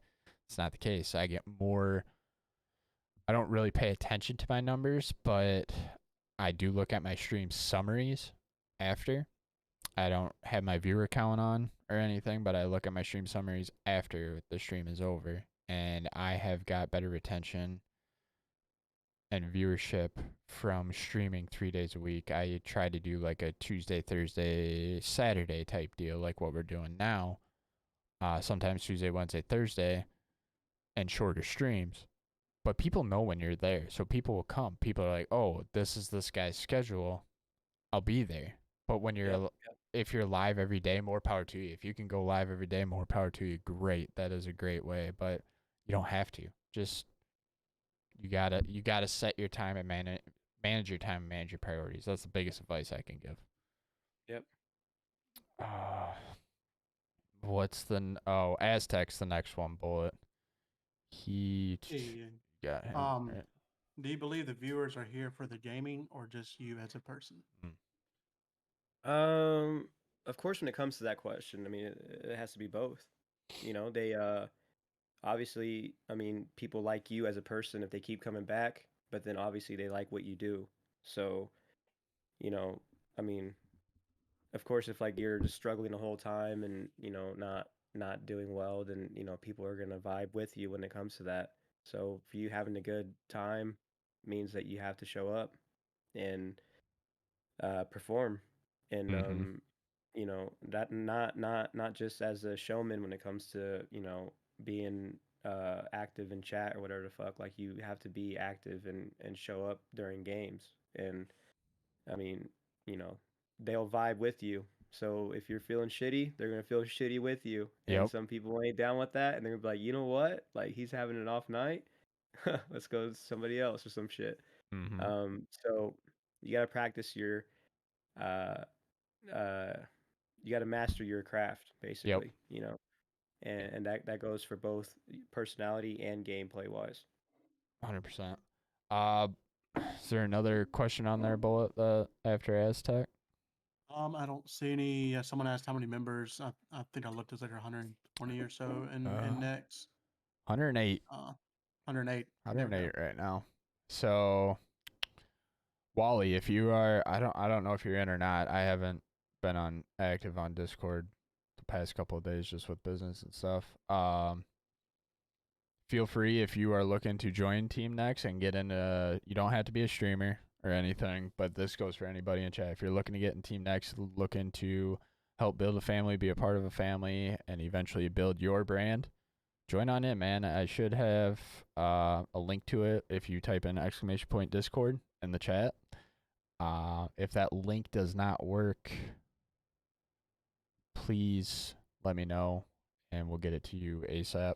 Yeah, man, feel free to join up, man. It's nothing but love. We don't care what stage you're at. If you're just in your setup stage, if you are a streamer that's, trying to hit affiliate, you are affiliate, or you're going for partner. We're open to whatever as long as you're here for the family and wanting to vibe out, have a good time, and meet some good people. I know one of the biggest things that I want to do this year is have a meetup with everybody, a whole next meetup. I think that would be awesome. Get to know people one-on-one, have some fun. That's what I'm about. I already met Aztec. He's from Tennessee. He's from Nashville. And he was working in Des Moines, Iowa, which is 2.5 hours away from me. He came down to Dubuque and was like, yo, what's up? Let's go have some fun. So I showed him some good places to eat. I showed him some of the cool, I was talking to Shreddy about it. I showed him some cool places around town, like our shot tower, which was drags molten lead up to the top of the tower out of a cauldron, drops it down one drip at a time, makes a shot ball for lead. They used it back in the Civil War and et cetera, et cetera. Just kind of show them around town. We went out to the casino, drinks, had fun.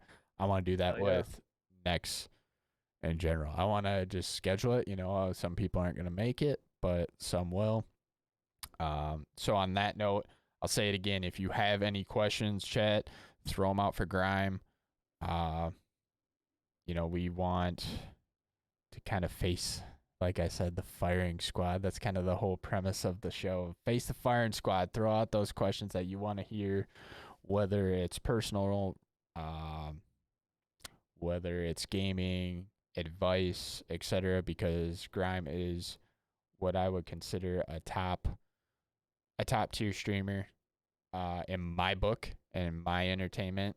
I get that if you guys have watched Repulse, I get that Repulse vibe, like that just high energy. I love it. I love that shit. So throw those questions out if it can help you. That's kind of what we're here, whether it's life, gaming, etc., etc.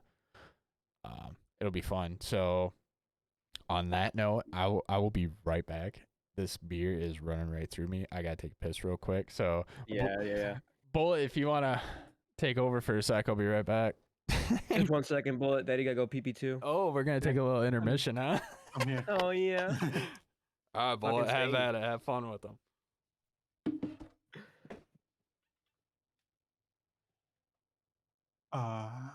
They left me all by myself, guys. I got y'all though.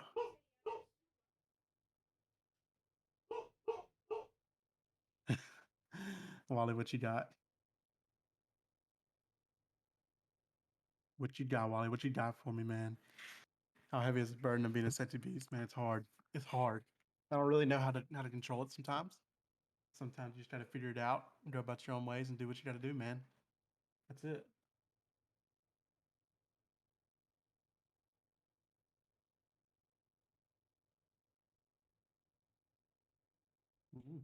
Donkey, my man, thank you for tuning in. We are at a brief intermission right now, waiting for the little boys to take a little tea winkle, and then they'll be right back. So we'll wait for them. But yeah, y'all go and get some questions going, get some stuff going in the chat, see what y'all want to figure out about either of them. Yeah, little PP boys, exactly. Bullet, is it Grim or Grim? If anybody wants to put us some Grimstones in the chat, I will appreciate that. It's GRIM.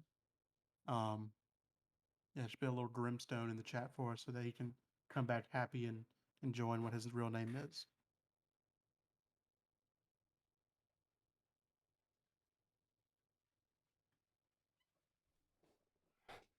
Holy Thank fuck, y'all we're for the both Grim. at the Thank y'all for Hey, the what's up? Grimstones. Thank y'all for the Grimstone. I appreciate Who it. the fuck is saying Grim? Jack. Oh my god, dickheads. Dude, we literally welcome. just at the same time fucking came back. Dude, We must it have was the like- same length or something. I don't know. I mean something. I was about to say. Speaking of length, what is it? Maybe a different show. I don't Oh yeah. Need a few more of these before we get into that.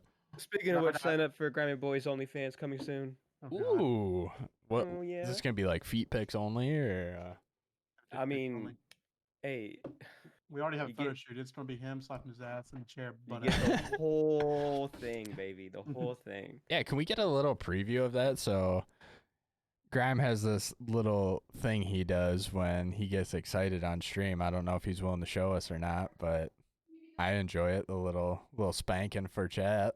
Oh, Ooh, I guess I'll give. For some who haven't seen us yet, or those who have already and want to see it again, yeah, I'll give you a little sneak peek. Oh yeah, this is what we're talking about right here.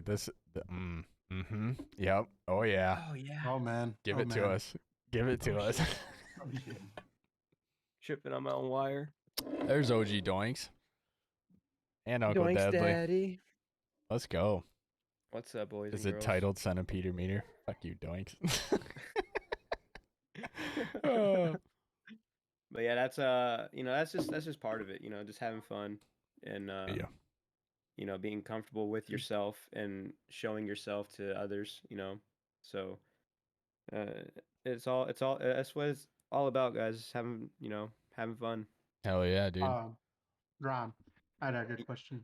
Yeah. How do you balance making content streaming, gaming, all of that would still be in you? Like, what's a normal schedule for Grind basically? So like me, I stream in the morning times.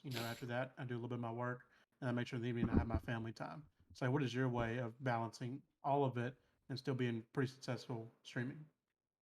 Well, for me, I mean, it goes back to me saying you got to put the time in. Um, I sleep these days maybe 4 to 5 hours, Yep. but that was honestly before I even started like streaming or got like affiliated and all that. Had some things come up in life and it changed life. So, I basically go to work every day about 10 p.m. Central, and then I'll be there till 7 a.m. Come home, and then make sure that my kid is up for school, and then I hop on and start gaming. And then you guys sometimes see me doing this shit because I'm trying to keep an ear out for my son. Yep. Yep. Cause this little man, when he wakes up, he's not just he's, hey, dad, dad, ah. So I'm like, oh shit, Gotta So that's go. my cue. That's my cue. Like, all right, guys, last fucking game, or something like that. So that's basically what I do, man. I just figure out what works best for me, and again, it goes back to um me saying like I just enjoy gaming and streaming, because it's always something that I wanted to do was engage with other people. I Hmm. love it, you know. If it wasn't for socializing, uh, life would just be boring. Yeah. It. I agree with that, and it's like it's funny because Graham, what have I known you for now? Like 6 months. Yeah, Proud yeah, boy. Maybe longer, but like when we really started kicking off type deal, it's like I've known you for 6 months, and I say this a lot. I say it for a reason because I used to be, like I said, in high school, I was one of like jocks and popular and type deal, but I also found out over time that these people are fake. They'll yeah, stab you in the back any way you can. But just from knowing you for 6 months, I feel like I've known you. I've known you my whole life, so to speak. I know you better yeah, than, or I vibe with you better than what some of these people I know my whole life. So this community has a lot to offer, yeah, and yeah, like yeah, people that say like, oh, you're just gaming's for weirdos or losers, and like these people aren't your real friends. They are too. They are. You make connections, and yeah, now sitting behind a computer for 14 hours a day gaming, yeah, yeah, it might not be the best choice, but I don't think it's a bad thing for the future. You can make some real connections through gaming and real friends, you know? yeah. I mean, some of those people, they definitely got something right. We're definitely a bunch of weirdos, but that's not a bad In a fucking good thing, way. Like, who wants to be normal as fuck, No, Like, normal's not boring. me. And so yeah, definitely, like you said, like I feel so close to you guys, and that's with everybody in Next. Like, even some of these new guys coming in, you try to make them feel welcome and try to make them feel part of us as much as possible. So, you'll see me, somebody I don't even know, hop in. I'd be like, "What up, Papa? How are you?" You know, Yeah. uh, I hop in people's chats and would throw the ass emote thing, and that's my way of saying hello, and just like, I'm here, and Yep. I want to let you know that I'm fucking cool with you. You know, some people where I've thrown that ass emote, they're like, oh, whoa, you know. Easy now, easy. So I'm like, okay, I don't vibe well with that person. Yep. But it's one of Yeah. those things where some people will like me, some people won't, Yep. and that's totally fine. We're not for everybody, but like I was just I met this other dude the other day. He was in my chat, and he was watching me and the guys play and stuff, and he was like, "Man, you guys are just like me and my friends. Like, Yeah, like just having fun. we have fun like this bullshit all the fucking time." And I'm like, "Well, yeah. I mean, that's just who we are. We're fucking family." Yeah, you're gonna get those people no matter what. That's another thing. I know a lot of people fear, not necessarily fear, but they're like, oh, I don't want to stream because of potentially getting hate. That's like uh the one of the first things that I answered today where I kind of got a little, I won't say I was tilted, but dude made a comment. I don't like your fucking comment. It's you threw that comment in there to obviously Oak. poke the bear. Mm-hmm. There's Mr. Jolly Rogers with 100 biddies coming in. Let's go, dude. Oh, Jolly, that's my best friend. That's my best friend. And I love Jolly. I don't like that. That's and that's fine. I'm not afraid to call somebody out, but don't be afraid of those people. I'm not saying that this guy did. Like, I understand his view, and that's 100% his view and his opinion. That's cool. I have no issues with it, but for you to tell me what's right and what's wrong, go fuck yourself. Oh And yeah, like. that's the mentality you need to have. Like, you can't, Mm-hmm. you're going to have more love than you're going to have hate. You're always going to have haters in your life, whether it's streaming. A lot of my friends don't like me because, or those quote unquote friends are no longer friends with me because of where I took myself in life. And it's like, it's not a competition, dude. We're supposed to be brothers. Like, Yeah, it's not a competition. And I don't feel that with you guys. I don't feel like there's nobody is like, oh, I'm I give a little nod to Peaky Blinders here, but it's like no one's like, I'm fucking Thomas Shelby. Got bags of money everywhere, and there's no one that's like, help me, I'm broke. And it's like, nah, we're just you're you, I'm me. We have fun together, and that's what it should be about. Yep. Yeah. I got a question for Funny. both of y'all. Or you go Okay. ahead. Go ahead. Oh no, I was gonna say a funny story about like having like haters or whatever in your chat kind of shit.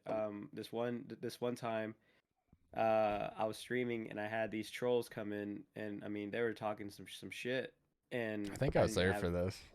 I didn't have my fucking mod, Jolly. That's my fucking man's. So I texted Jolly like, dude, you need to come in the chat now.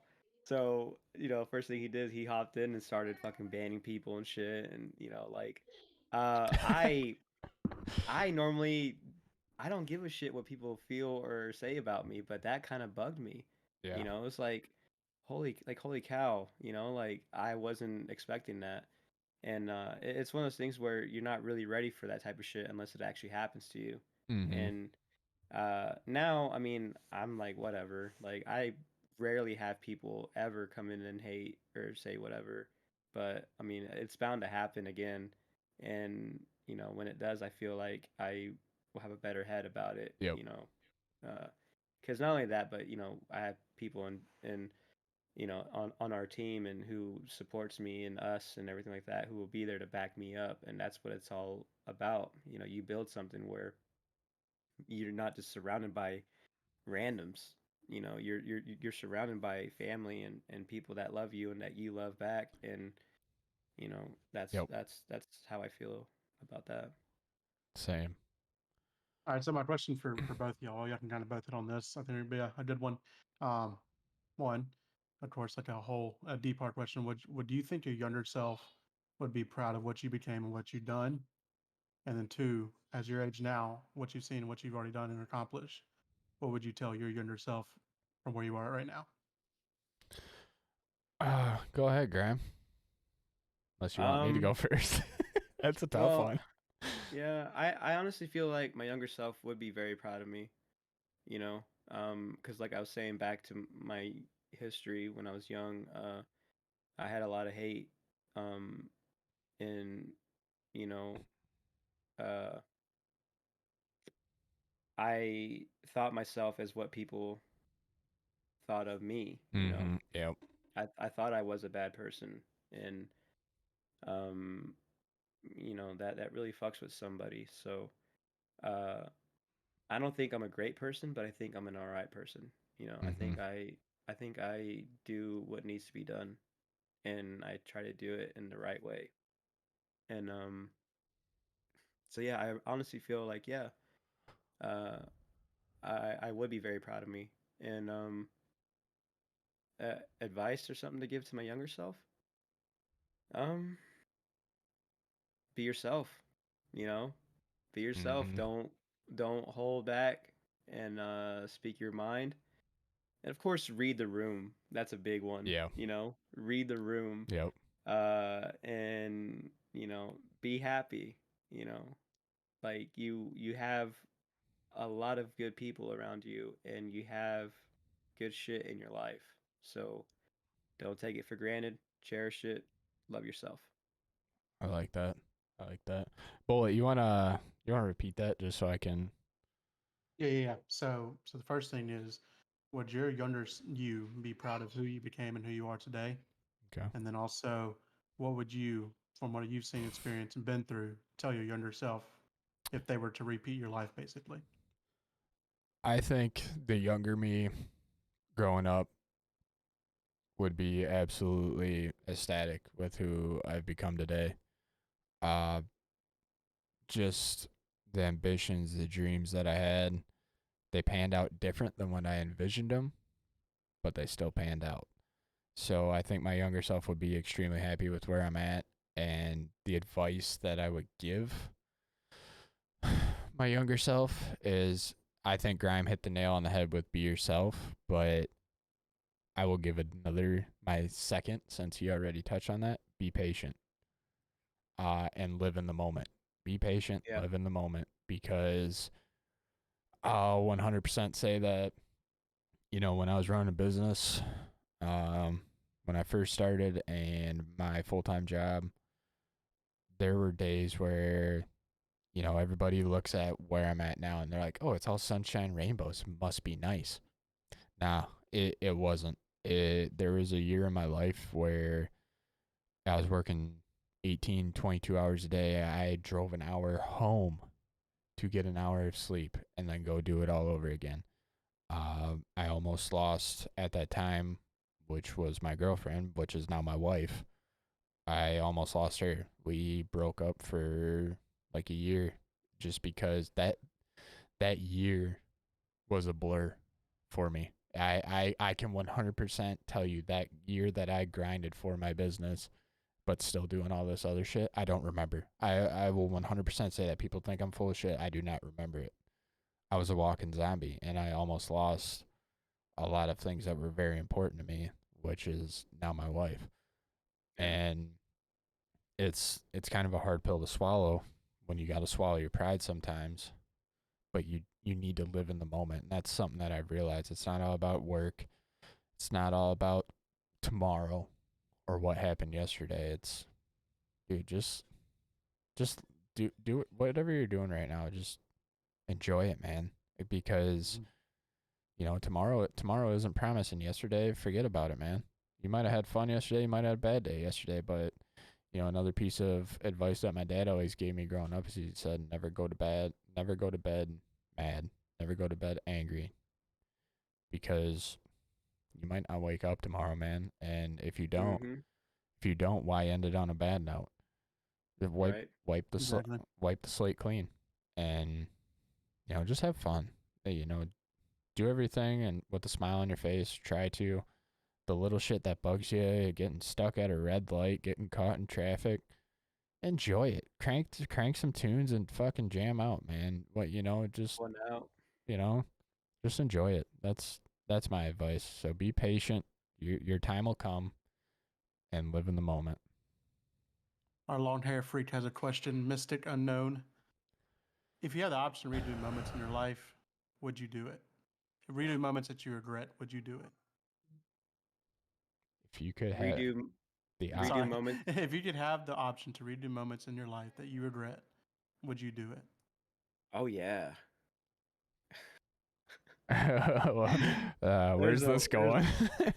I mean, a lot of the shit that that I regret. I mean, some of it was kind of fun, you know. I mean, and honestly, shit like that, it makes you for who you are. So I say yes, yes.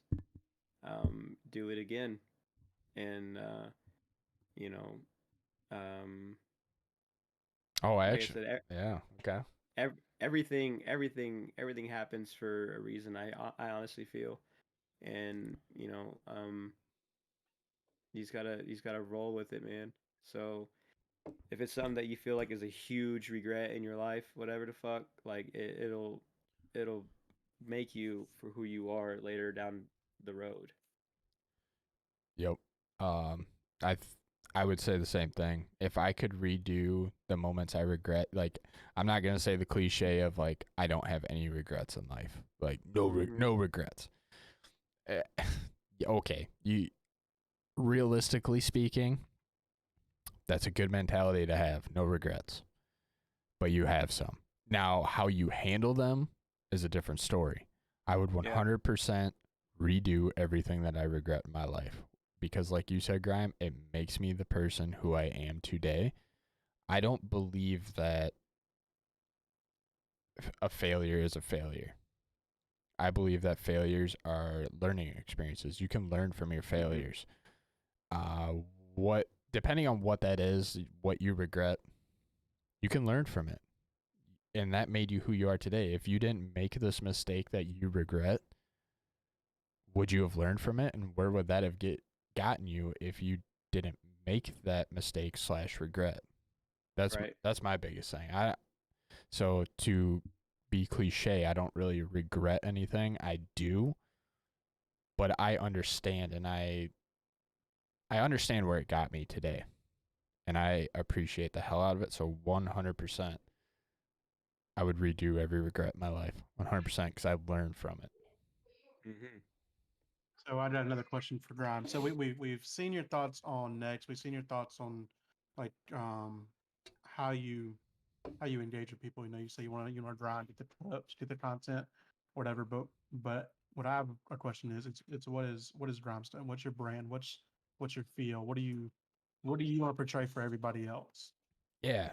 Yeah. When Where'd you showing get you grime from, baby? Too.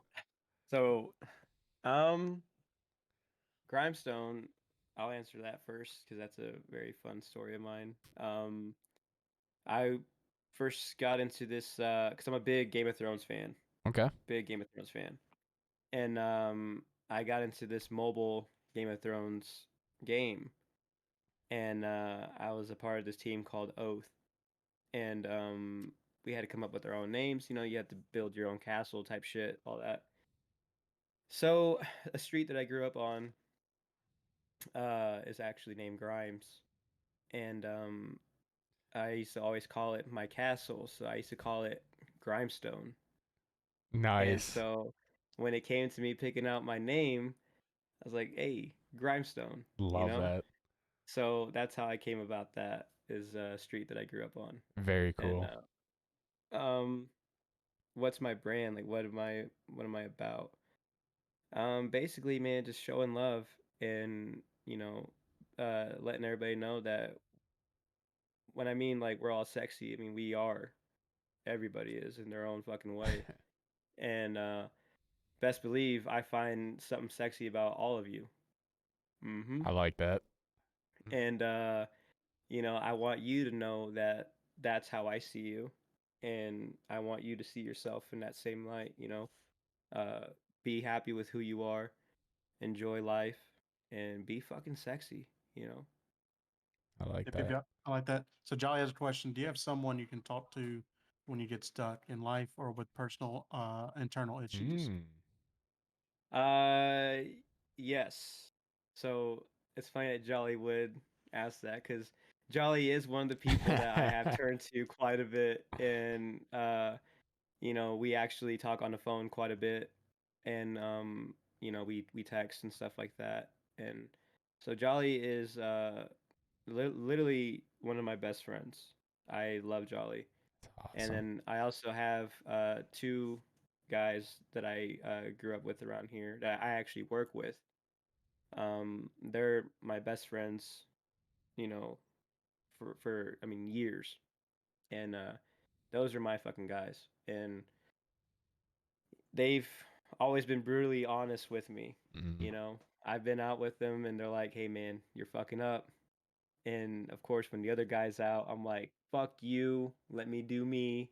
And they're like, "All Yeah. right, I try to help you, man." Like, all right, cool. But yeah, I have some people that I can count on, and but then again, it goes back to me and being the proudful guy that I am. Sometimes I don't really ask for help, and I find myself in bad situations and shit like that, and it's all because of the fact that I don't ask for help. Hmm. But I fucking love Jolly, sexy ass. Jolly is on. Dude, that's awesome. So let me ask a question here. So you met Jolly through Nex, right?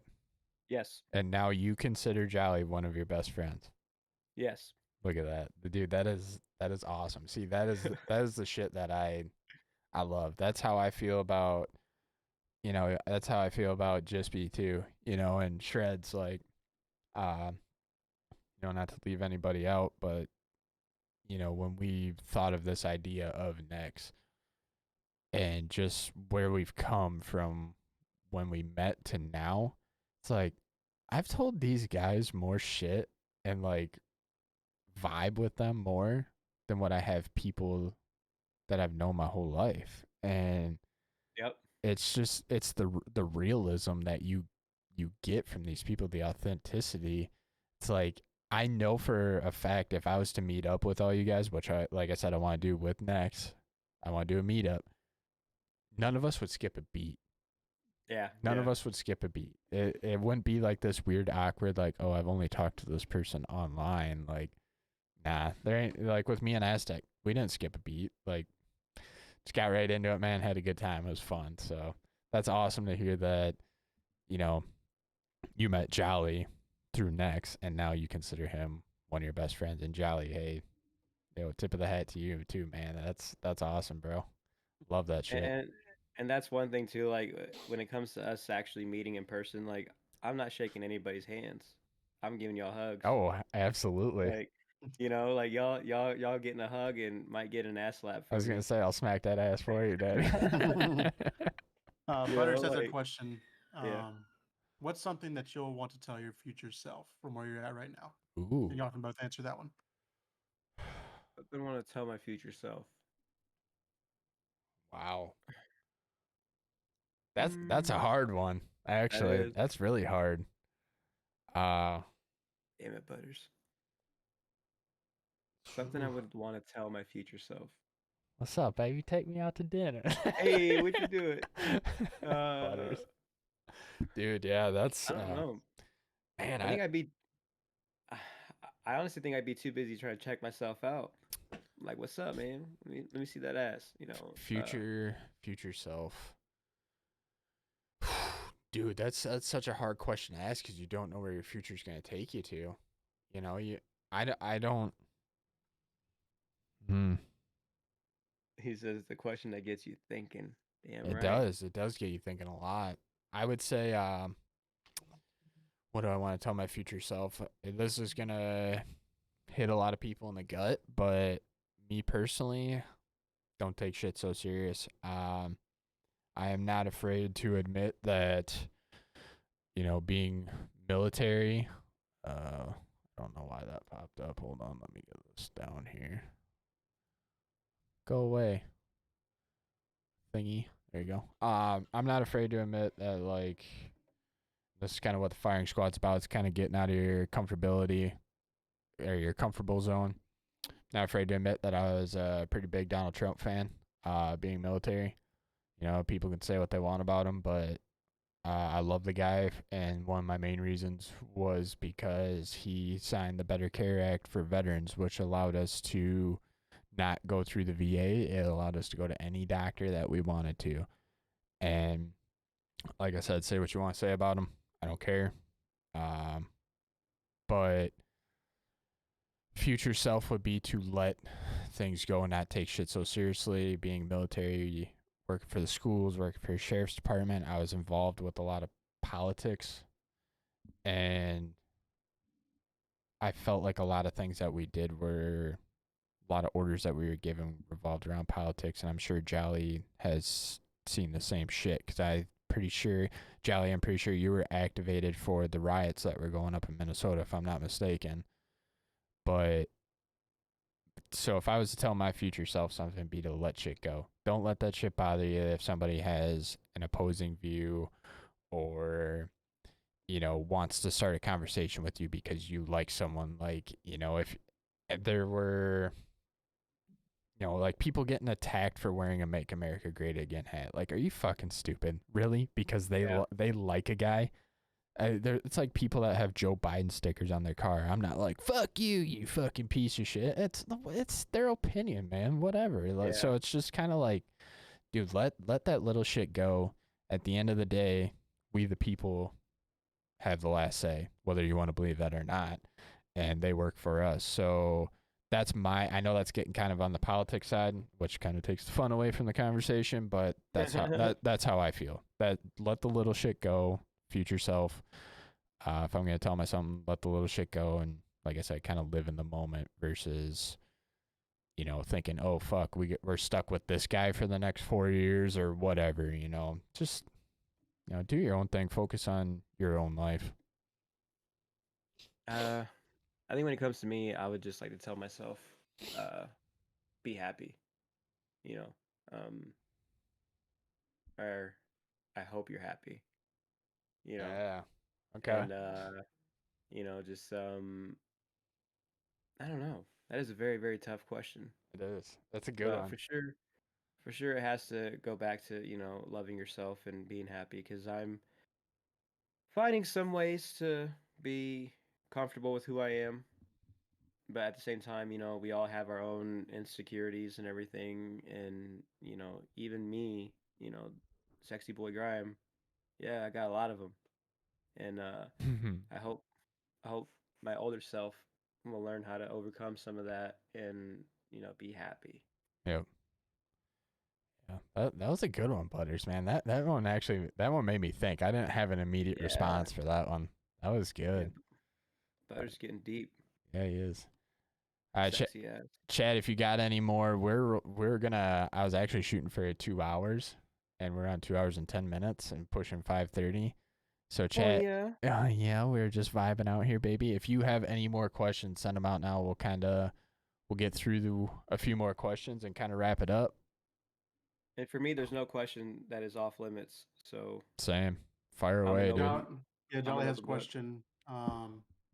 What is a trait or characteristic that you look for in a friend, and what do you think your greatest trait is? Ooh, Um, that's a good one too. for for me, it always has to be sense of humor. You know, um, you gotta have a great sense of humor for me to even fuck with you. Um, and just to be a genuine and real person. You know, have real fucking feelings. Um, and for myself, I don't know. I think my best trait probably be, I don't know, maybe my personality. Um, like I said, I'm a fucking huge people person. I love people. Um, if I if I first meet you, I'm gonna love you right off the bat until you do me wrong. Uh, basically, don't be a dickhead, and I will love you for the rest of your life. Yep. Put that one fuck up, you're done. Uh huh. That's Uh huh. yep. Uh, damn man, that's a tough one. I would say that I would agree with you that personality and a sense of humor, but the main thing that I look for in a friend is loyalty. Um, Yeah, of course. are you down for to ride with me, so to speak? Like, gonna get a little cliche, but bad boys, like ride together, we die together. Bad boys for life, baby. Like, A life. are are you down for it? Now obviously, if I'm like, yo, let's go rob a bank, and you're like, yeah, fuck that, I get it. But uh, I'm in. you know, but when it comes to loyalty, I'm talking like I got one good friend, uh, real good friend. We've been best friends since preschool. We grew up in the same town, obviously, and I went off to the military, came back. He was still my best friend.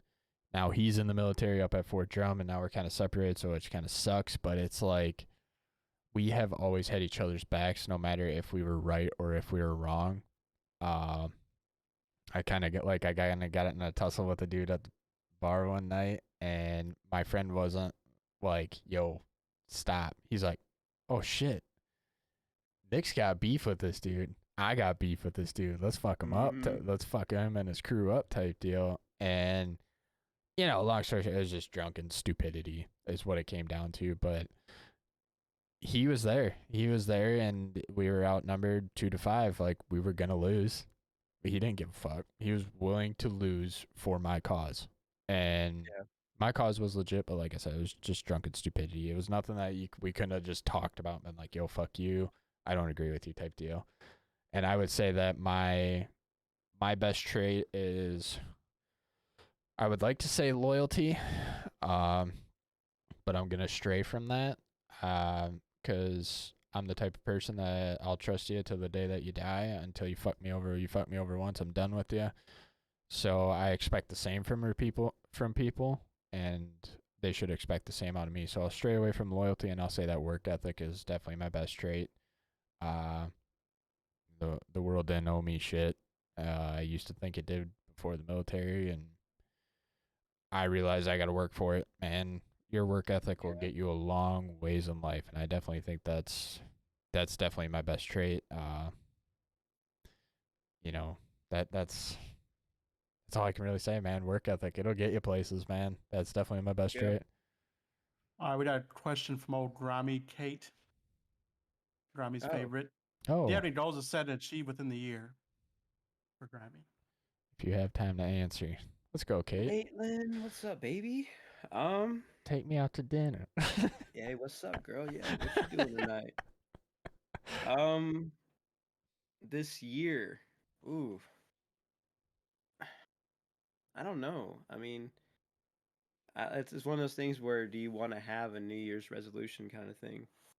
Um, but my main goal is to try to find happiness, and um, you guys know me, and I'm I'm a guy who I want to show love. So my main goal really in my personal life is to find somebody that I can share that with, and um, that I can build a future with, and uh, Mm, be happy. Um, it's one of those things where everybody needs somebody. I don't care what people say. People can say I've been single for 10 years, I'm happy, whatever the fuck. No, you're not. You're you you everybody needs somebody. truth. And for me, I need that because I depend on that. And I just want to be loved, and I want to love fucking hard, you know. That's Let's that's that's go, dude. uh that's just grind for you. So I'm gonna kind of ask you a continuing question to that. So you're looking for someone to share your life with that kind of shares the same values, and you're trying to find that happiness and someone you could spend the rest of your life with. Now, is Grime happy with himself right now? Are you happy with who you are and where you're at right now? Um, I know that's a tough one, but I gotta ask it. it's it's definitely gotten better. It's gotten better. I mean, as you know, there's a part, a time not too long ago where um I was gonna call it quits, man. I was gonna give up gaming. I was gonna give up streaming. I was gonna quit and try to do the solo life shit. And it took for me to actually hit that spot to realize that I actually need people. and you guys make me feel better about myself. So if it weren't for y'all, then no. But uh, I definitely feel happy, and I feel better about myself because of the fact that I have you guys. And it goes back to our fucking team, man. I mean, you guys do so much for me, and I can't thank you enough. And it's really done a lot for me, a lot. There was times I would get fucking wasted and wake up in a hospital not knowing how I got there. Holy You know, fuck, dude. I've done that numerous of times, and you know, I feel better. I'm happy. I actually am happy. That's awesome. Um, it's just like I said, it goes back to Grimy is a man of love. So I may seem like the sexy boy, playboy, whatever the fuck. That's not the case at all. I'm a You just huge have, softie, yeah. and yeah, and I love everybody. So, yeah, I'm looking out for Mrs. Right. So if you're out there, give me a fucking call. What's up, baby? Take me out to dinner. Wildman says Grimes morning streams legit make my day, dude. I love Wildman, dude. Oh my gosh. For the brand, Wildman. For the fucking brand, let's go. God, you. Gio's in the chat too. Let's go, guys. We're just we're kind of going through like some rapid fire questions here. Kind of heading towards the tail end of the show here. So if you got any last minute questions, keep throwing them out. Hell Risen's in the chat. He normally has good questions. Hell, you got any good questions for us? If you're still in the chat, Bullet, if you got any more, throw them out. Yeah, I got one good one. Just kind of since we're getting near the end here, a good one that kind of start wrapping up on. So in Team Nets, we're all about brotherhood, being each other's friends, being Mhm. Real close no matter what. What being close and being brotherhood, and we're all striving for the same goal and being better. Is we have to give critical or not critical, give advice to each other about certain things, right? What advice, Grime, would you give Deuce on his content, and Deuce, what advice would you give Grime on his Ooh, content? I like that one. Definitely one that I'm gonna hit Deuce on is when he gives his ass slap, he needs to be more aggressive. And I've said this before, like, I mean, I want to see a full on ass slap to where like I feel that shit, you know? Like when y'all see me do mine, there's times where I might give a little simple, but there's times also where, you're into it. You gotta fucking dig Slap deep, them. baby. Give yourself the 2-finger Mexican oil change while you're at it, Like don't hold back. And that's one thing, Deuce. Like, don't hold back. You're a funny ass motherfucker and definitely sexy. So definitely let that shit out. Let yourself let yourself go. Just out. Love it. Love it. Oh man, one thing. Oh, that's funny, dude. I'll keep that future reference. I'll smack that ass for you, daddy. I'll get that grime slap going. Oh yeah. Let's see. So the question was if I could give Grime advice on his streaming, or right? Is that what you were saying, Bullet? Streaming content, yeah, anything like that.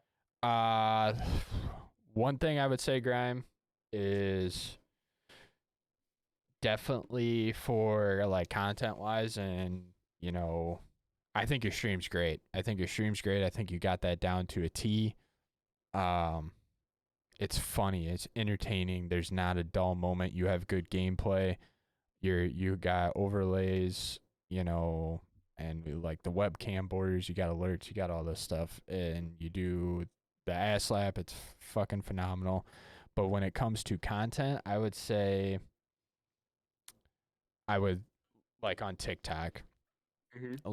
I know it takes time, and Athena Scope is great, but the whole getting into the 1080 by 1920 format and doing some editing and getting some the funny little like when I use Shreddy trying to get on the train and the whole take my strong hand thing. I think you would be perfect for clips like that. And Yeah. it does. It takes time, and I know you don't have a lot of it, and it's hard. It is. But Oh, it is. I think you have the creativity and the personality to throw out some banger TikTok shorts, Instagram reels. I think if you just pull a clip and you don't, like it's content, man. It doesn't necessarily have to be like something you did yesterday. It could be something that you did Yeah. on Verdansk, and you can still make it funny. People still like it. So, I try to get at least like 2 clips out, I would say like a month, to where I edit the fuck out of them. Just edit the fuck Yeah. out of them and try to get them good. Put them in the bank whenever you're ready to put them out. That would be And my.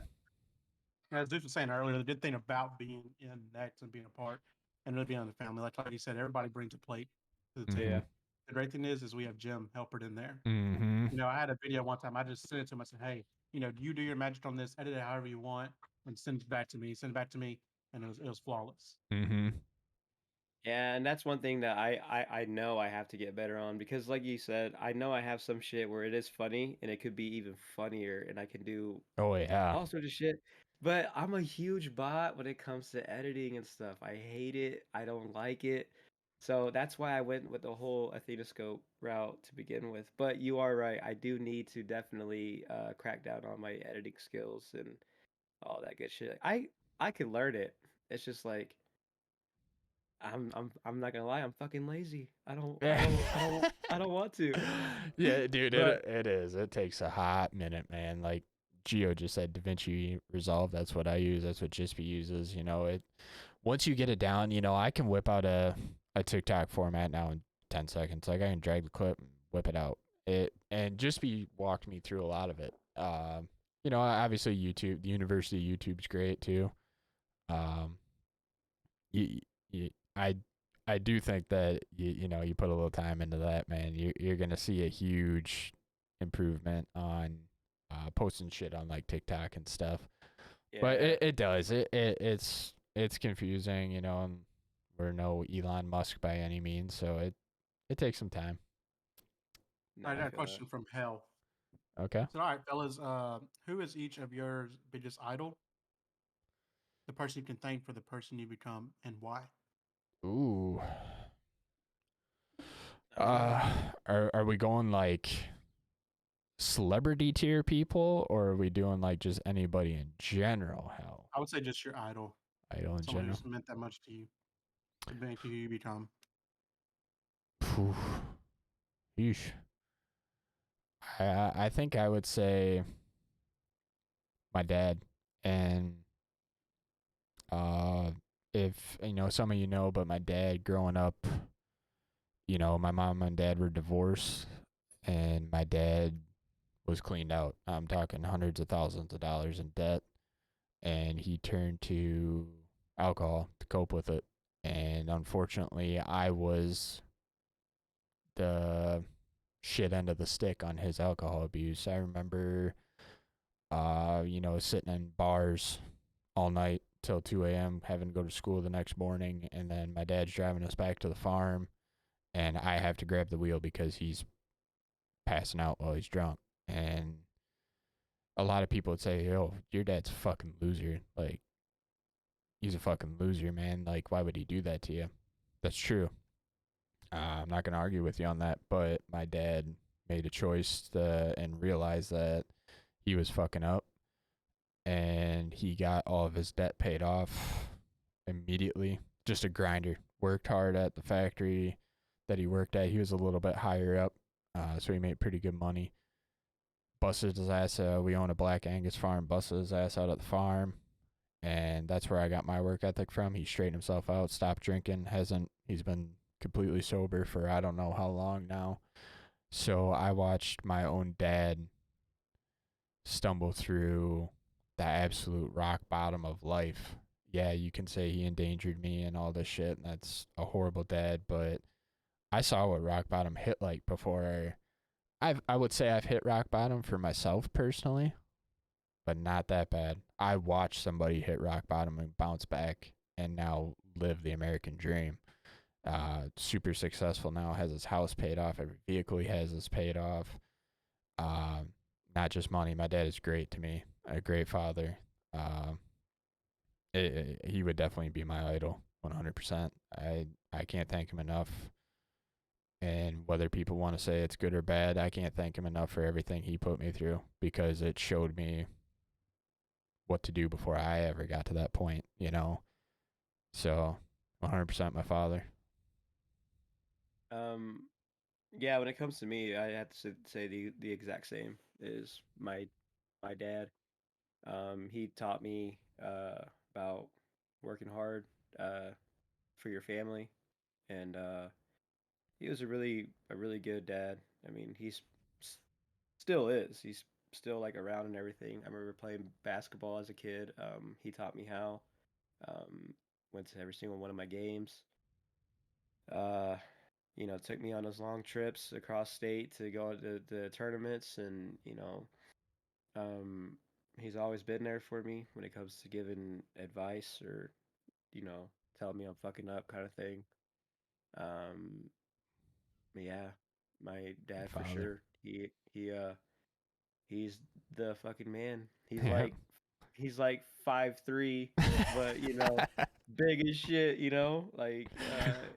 It's so funny how somebody like that. I mean, uh, teach me how to be a father. Yeah. You know, Yeah. that's the big one.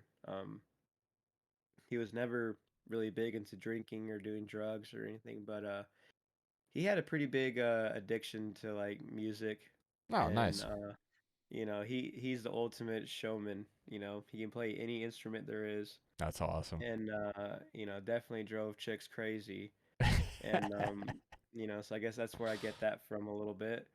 Uh, and he taught me a lot in life when it comes to respect, Yo, and you know you get what you show kind of thing.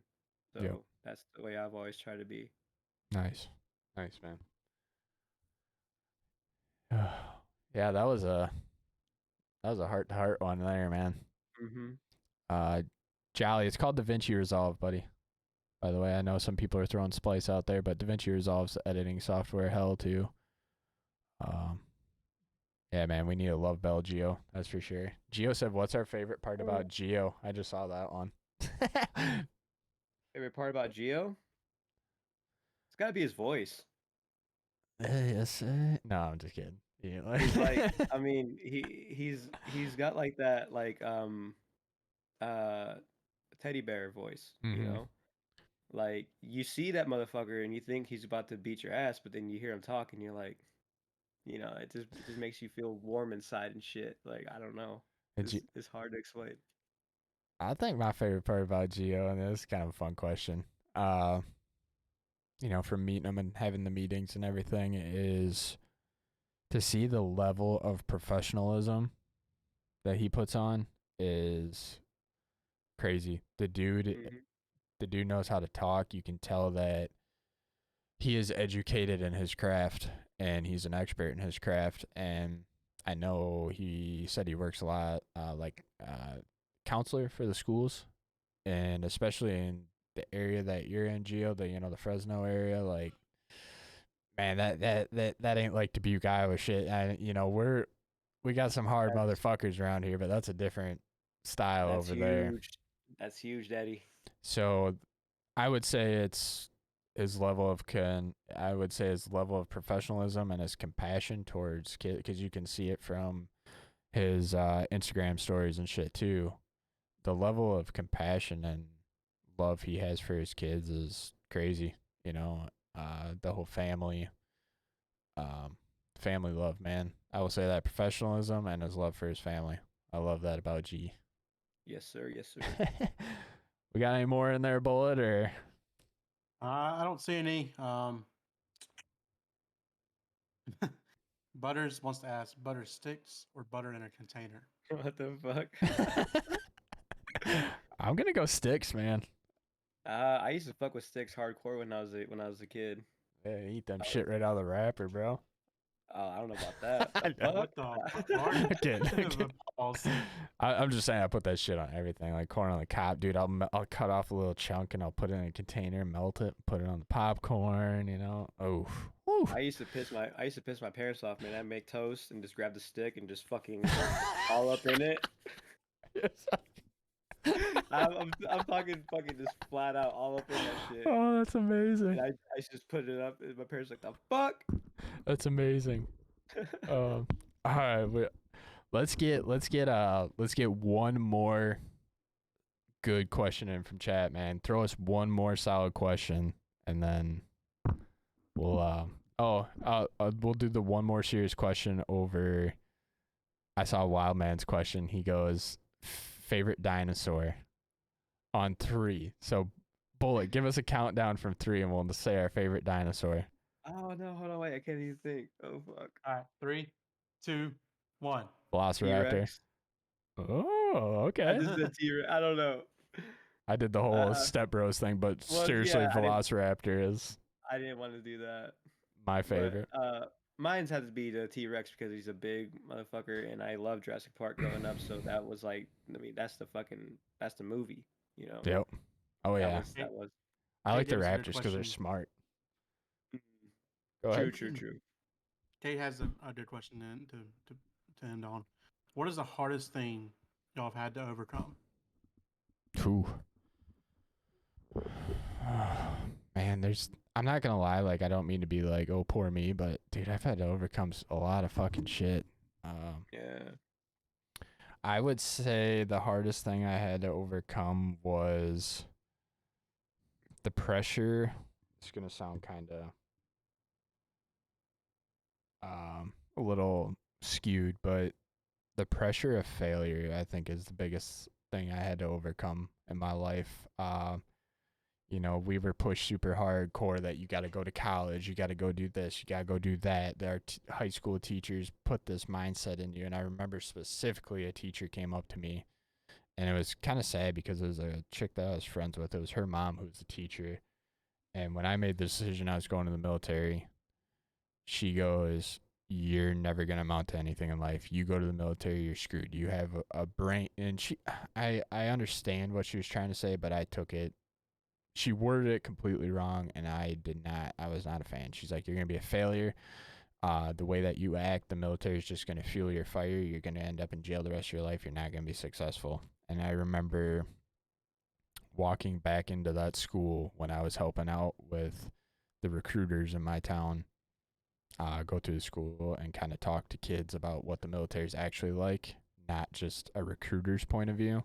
She came up to me and was like in awe of this person in uniform that was walking down the hallway, and just like, oh, I'm so proud of you. And I remember just telling her, I'm like, shut the fuck up. Like, I was like, yeah, I remember you. Remember when you told me I wasn't going to amount to shit? Bitch. Here I am now. But I think that sense of everybody has always wrote me off. Everybody in my life, you know, besides like you guys and a few close people like my wife, my friends, my parents, everybody has wrote me off for whatever reason. I don't know why. And that's fine. I love proving people wrong. So I think the pressure of failure was definitely on me. And the last thing I ever wanted to do was fail. I didn't want to prove everybody wrong, but I wanted to prove to myself that I was going to prove everybody wrong. Right. That was probably my biggest challenge to overcome. For me, I can only think of one honestly, and it's something that I'm still dealing with to this day, and that's I lost my sister about 6 years ago, and that was really tough. You know, people who lose a family member, you guys understand. It's definitely something that that you Mm-hmm. think about and deal with every day. So that's been the hardest thing I've ever had to deal with. Um, you know, Yeah. you grow up with somebody and you love each other, and she used to give these annoying kisses on my cheeks and shit. And, I mean, it's like what you would do to have that once again. Yeah.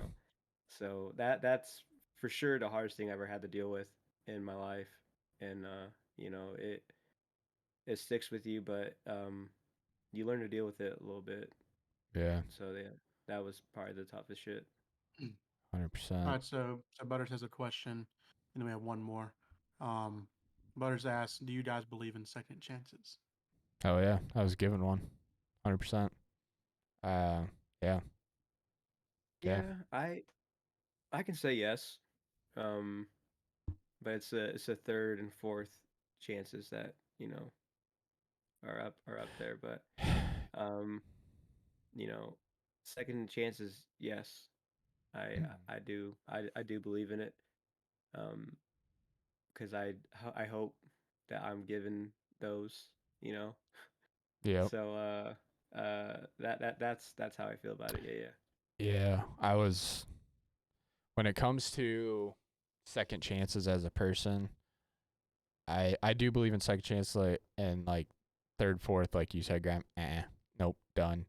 But when it comes to life and in general, like my military career gave shit that we saw and did and experiences legit gave me, like, I had a second chance at life in general. So I do believe, and that's what molded me into the person I am today, that incident. But when it comes to people, in a sense, and like, do I think somebody deserves a second chance if they fucked up? 100%. I fucked up a lot in my life. We had an instance with another community where Big Time Bushy, in our community, was thrown out of that community because of something he said, and they believe that it was offensive and it hurt somebody and whatever, and that's their own priority, that's their rules, that's their prerogative.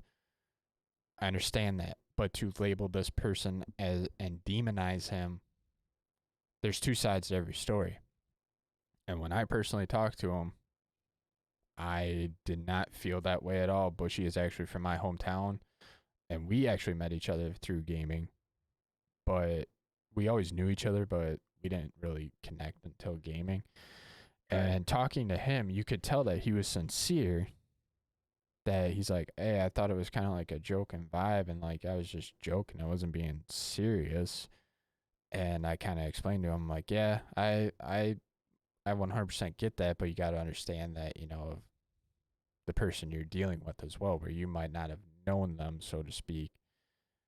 And yeah, people might have took it the wrong way, whatever. And we were told that, like, oh, this guy's no good. You guys gotta get rid of him. We're like, no, we're not gonna sacrifice one of our own for your cause.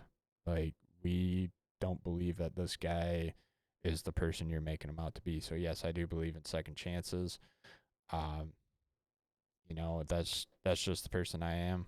Like I said, the third and fourth time, okay, that's a different story. But I'm just using Right. that. I'm just using that as an example, and I know he wouldn't care. That's the only reason why I'm bringing it up.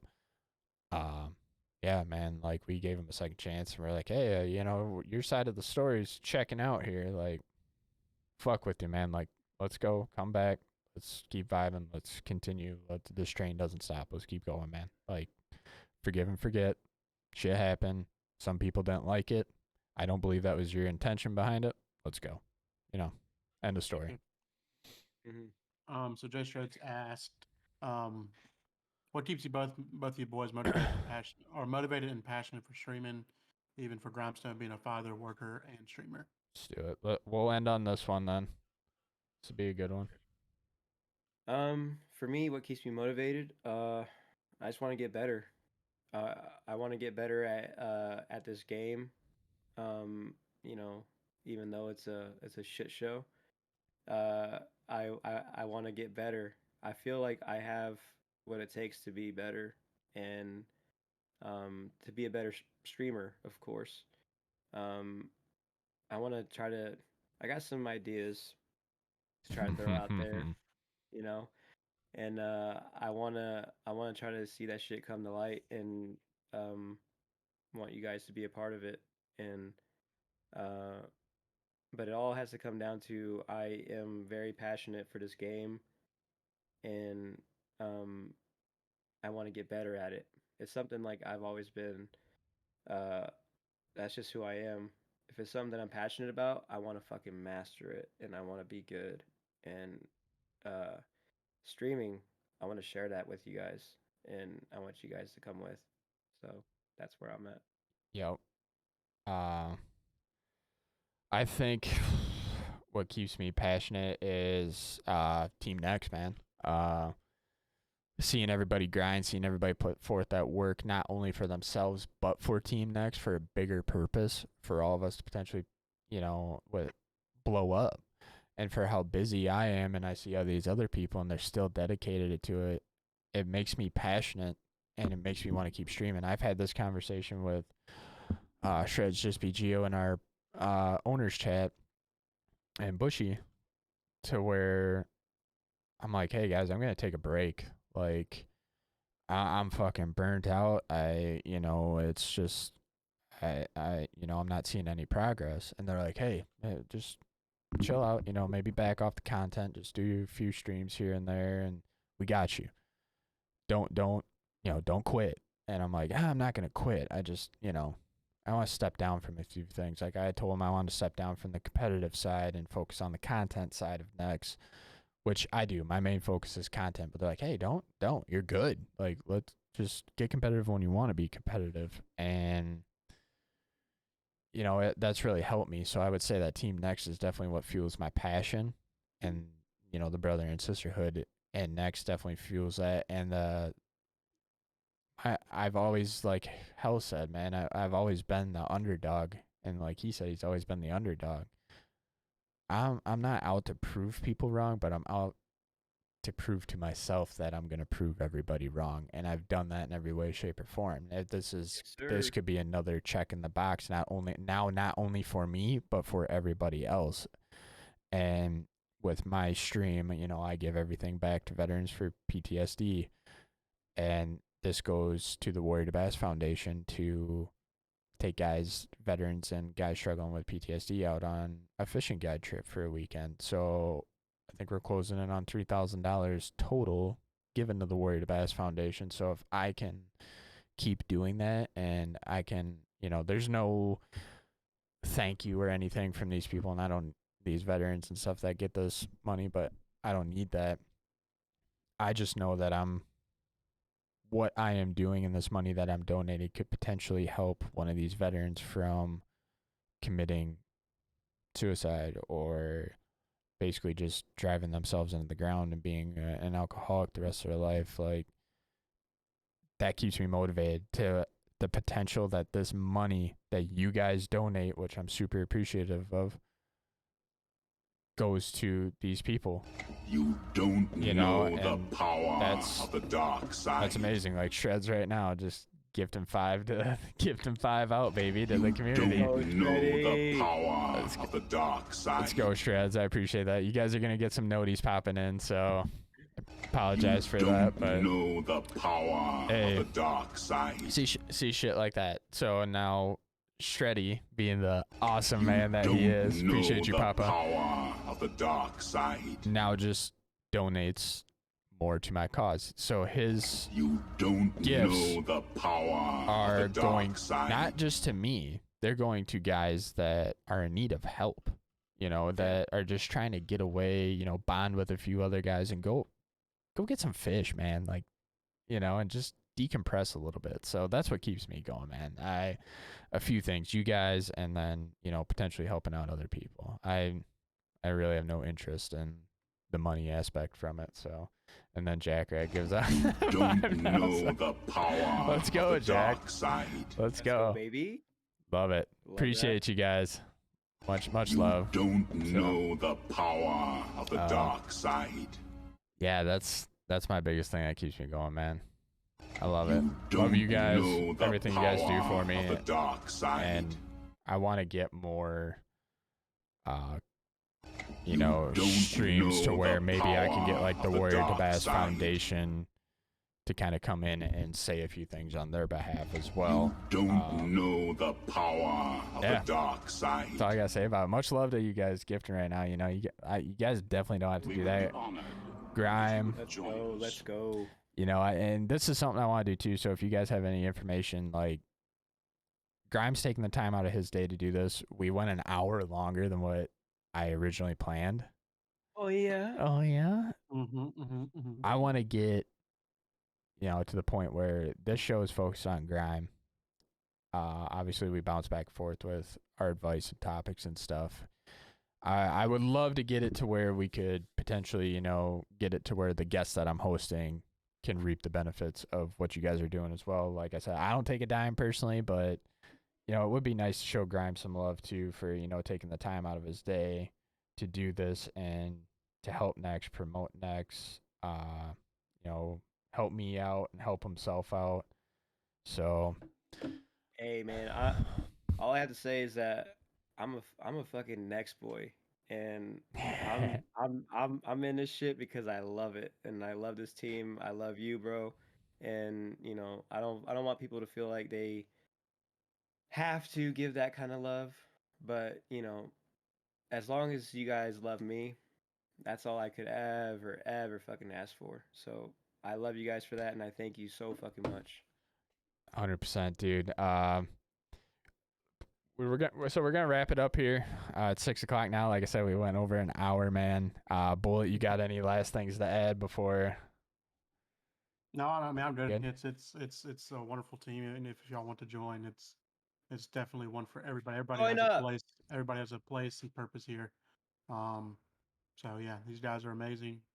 Felt love since the dad came in. So Absolutely, dude. It's been awesome playing with you in the mornings. You and Grime, and getting a little Rainbow on, getting in some Red Dead role play, and having a good time. Call of Duty, whatever it may be. So it's been awesome having you, Bullet. I appreciate you modding the firing squad. If you're interested, this is definitely something that I would like to. Like I told Shreddy, I got some other overlays that have more camera views. I'd love to have you on. With the mod more as well. And Grime, same to you. We'll get some more episodes. I think definitely to kind of go more in depth with some other things. If you're interested, have you back on and vibe out. Yeah, boy, you did an amazing job, man. I appreciate the help. That helped us quite a bit. So if you're down, man, you're my guy, baby. That is it. Let's go. Grime, you got anything to last little tidbit here? Yeah, man. For sure. It all goes back to, join up, you sexy asses out there. And trust me, this is the place you want to fucking be. We have fun, we fucking vibe, and we're only getting fucking started. So Exactly. come and see the fun that we're having, and see who we actually are, and you'll never want to fucking leave. Trust me. No, All right. So it's true. come and have fun. Get to know us. We'll get to know you, and we'll all meet up one day and have some big giant fucking orgy. It's gonna be so much fun. Oh yeah. So Fuck. yeah, man, I appreciate the hell out of both of you. Dude, it was a pleasure having you on. I gotta ask you one last thing though before we jump off. Yeah. So you're saying I gotta do it with authority. I gotta do this. I gotta do the ass slap with authority. Mm-hmm. So let's do it right now, right? Let's get a little practice in, shall we, to end the show? All right, let's go, baby. Yep. Let's show it. Give us a countdown, Bullet. 3, 2, 1, baby. all right, now ready? 3, 2, 1. Well, pow, baby, let's get it. Oh yeah. All right, dude. Baby, we next up, man. Like I said, I appreciate the hell out of you guys for everything. We up, baby. The firing squad has been lit the first 2 episodes. You guys have showed the fuck out. Like I said, this isn't just for us, it's for the whole community to, gain some knowledge, information, potentially boost your streams, kind of what Nex is all about and what we're all about. You guys learned hopefully a lot about Grime, and he gave you a lot of good information that you guys can take forward with your lives and pass on to somebody else as well, man. So let's go throw a raid out. I'm Dabs is live. I'm Dabs. Rate him. Mm-hmm. Love this for us. Let's go, man. He's trying to reach to affiliate, and 50 followers is at 36. So y'all be sure to show him some love. So y'all heard that we're gonna go raid. I'm Dabs. He's newer to Nex. Go show him that love. He's on that affiliate grind right now. So give him a follow. Go hype him up.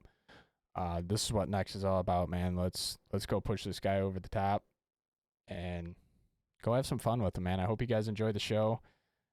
And we're gonna do this every week. Cinna, I got you next week, girl. You on me, yeah. on, baby. So let's go. Hey, man. Appreciate it, Bullet Grime. Have a good night, man. Have an awesome Sunday. It was a pleasure, guys. Fuck yeah, boys. Go raid on dabs, baby. Oh, 7, 6, 5, 4, 3. How was that ass slap? Was that better, Graham? Oh, that was aggressive. I almost cried. It was so aggressive.